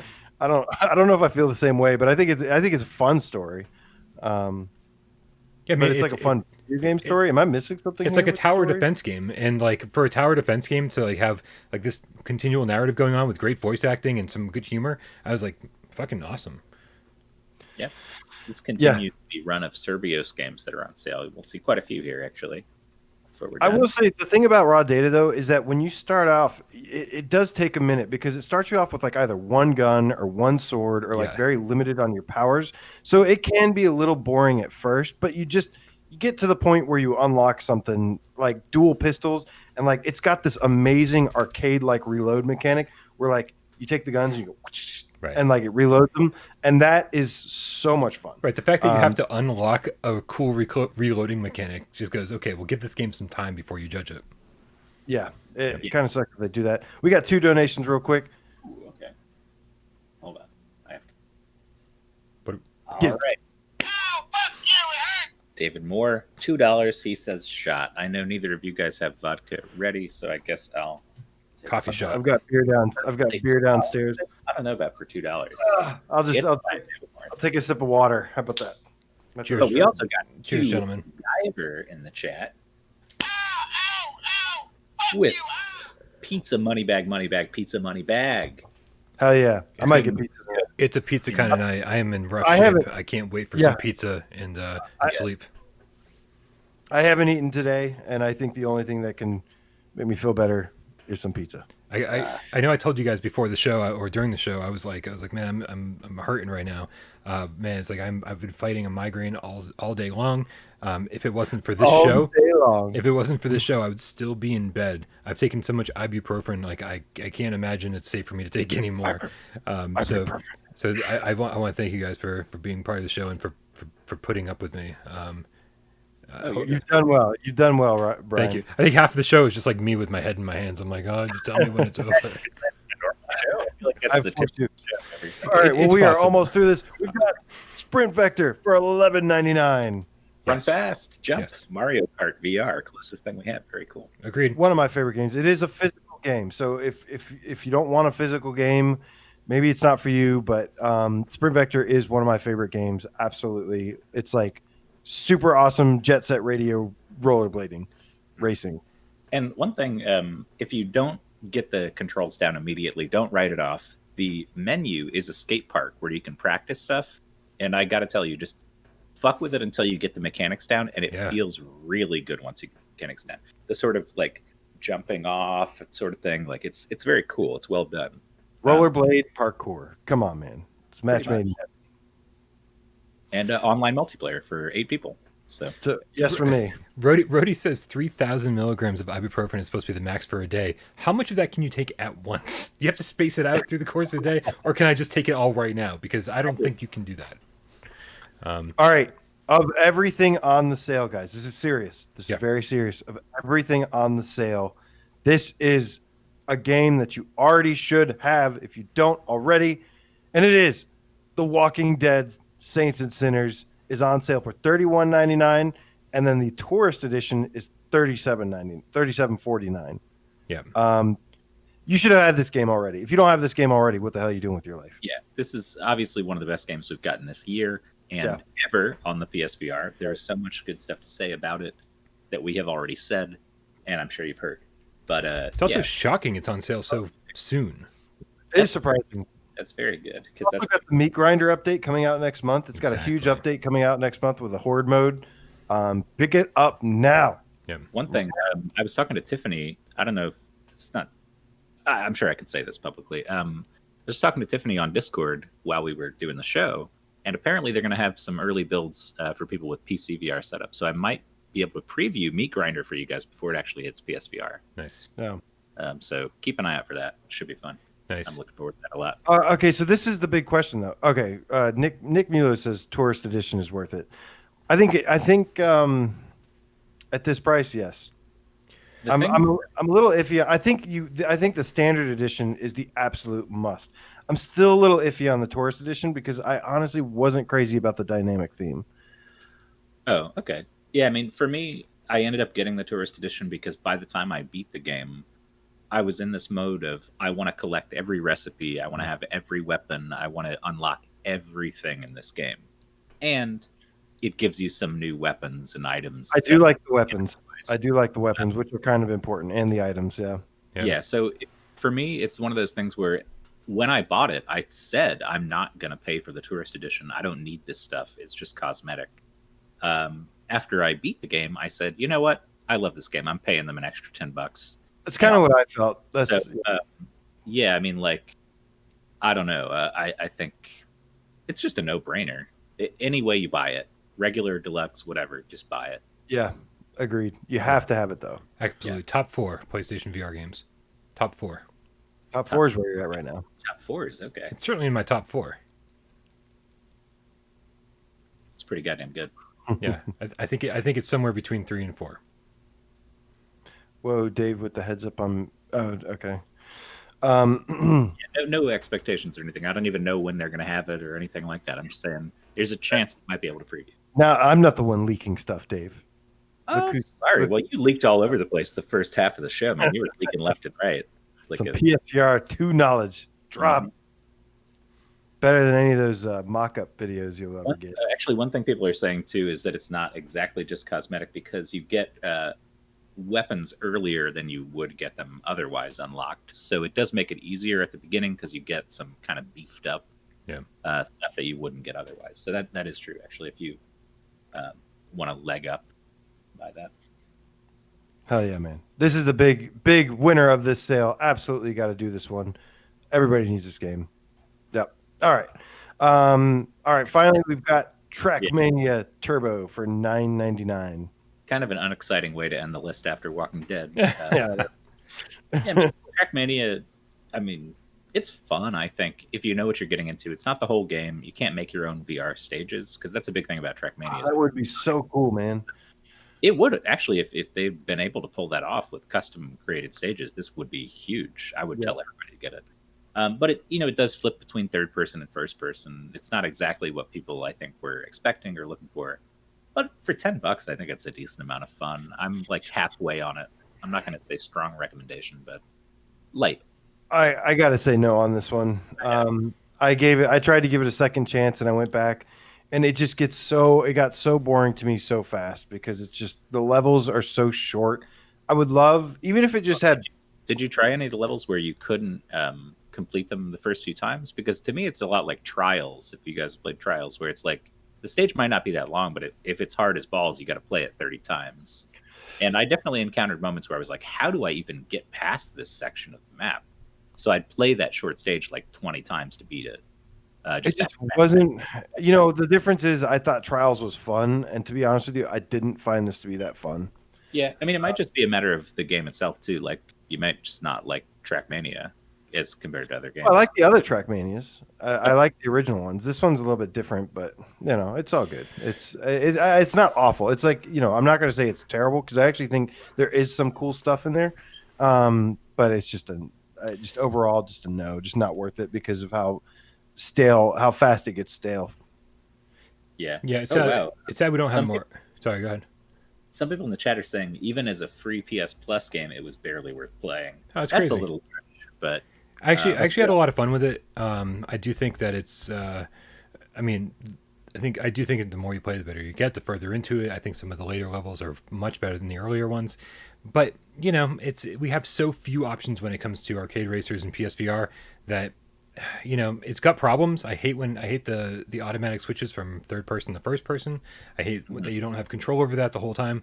But I think for $10, I think at that price, it's worth a risk. Just take a look at some gameplay videos ahead of time. Make sure that's what you're looking for.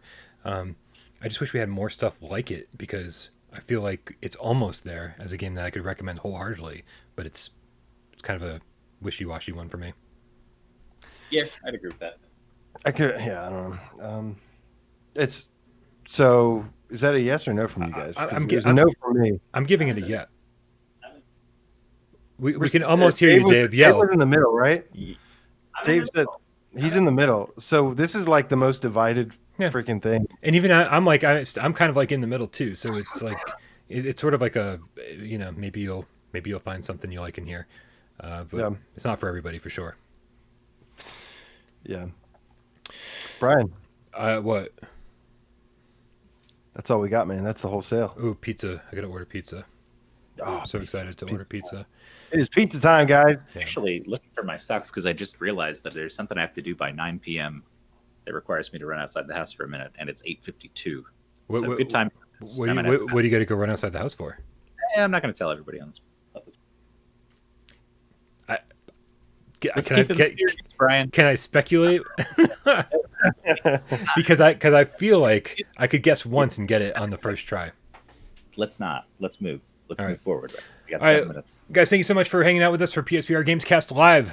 This has been obviously a fun little show. It got me out of bed, so that's a good thing. But now I'm going back to bed, so that's also a good thing. I might actually rent. You should not have left. What's the new fucking scary movie? I need to have a movie talk with you guys after the show. I need a movie talk with you, Brian, after this. We'll have a movie talk. Okay. Well, I forget what the new horror movie is. I forget what it's called because my brain is fucking pounding right now.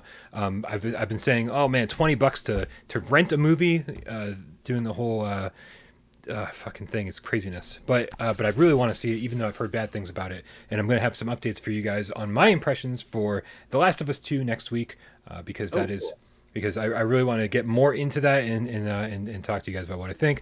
But Dave's got to go outside to do something suspicious, so we should probably wrap this thing up.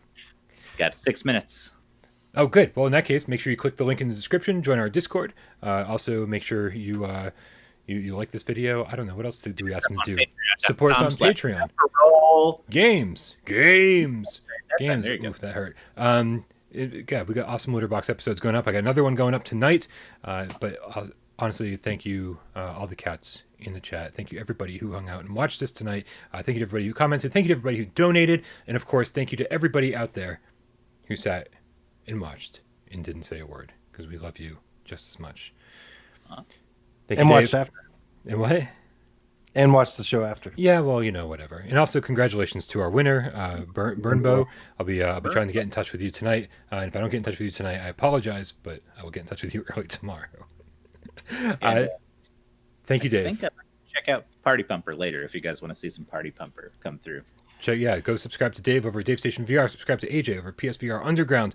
Give those guys the love they deserve. Delirium Drew says, this Gamescast gets a 10 out of 10. This is why we don't trust ratings, because it obviously was not. You're biased. But thank You're you very a much, corporate Drew. show. We love you guys. Thank you, Dave. Thank you, AJ. My name's Brian. This is PSVR Gamescast. And we're out. Hell yeah, man. Cue the cat. He's coming for us. David, Genetic Blasphemy, Domo Prime, what's up, dude? Just Incredible VR, Delirium Drew, thank you for the 10 out of 10. Checks in the mail. Dan Kiefer, Steve IRE from Ireland, Johnny Rife off the Stray Cat, Ash VR, going to watch Sonic the Hedgehog with my brother. Enjoy, dude. I fucking love Sonic the Hedgehog. It was a great movie. Hugh Guyver, get well, brother. Enjoy the pizza. Thank you, man. Ooh, Genetic Blasphemy has a tip for me in the chat. I'm totally going to rub my nerve. I'm going to rub my nerve real hard. Thank you so much. Silent Evil 999. Beat Tribble says, AJ watch The Mandalorian. I agree. I'm gonna have to watch that at some point soon. Thank you for reminding me. Nightmare Creatures. PS1 rules. Guys on fist bump to you. Brody the Game Cat. Glad to have you back, man. Guts Griffith, later dude. Matt Marjinovich. Tell Dave why FNAF is good. Johnny No Pockets, aka the Who Dat Game Cat. What's up, man? Mini Motor Racing X, yes, on sale. Yes. Mini Motor Racing X is on sale? I think that's what Drew said. That's pretty good. Yes. Yeah, first person mode's great. It's awesome. Get it? Professor Lilith, hello. Handyman Ken VR, what's up, Jason? Bet Jello Boy 30, that jiggly game cat. Cypher 36, Vita. Orseek, I am Orseek. Perfected Insanity. Love you guys so much, man. You're the best. Mustard Custard. Did you say mustard custard? Oh, mustard custard. That is a great name. I don't think I'd like those two things together, but apart, they are wonderful. All right, that's it. We love you guys. Thank you so much. Meow meow. Iron Man next week. Iron Man next week. Let's go. Where's the stop streaming button? I can't find it. Oh, there it is. Let's go. I found it. It's so dark here. We're just sitting together in the dark. Isn't spooky. This is kind of nice. It's almost romantic. Where's Will? God damn it. Good night, everybody.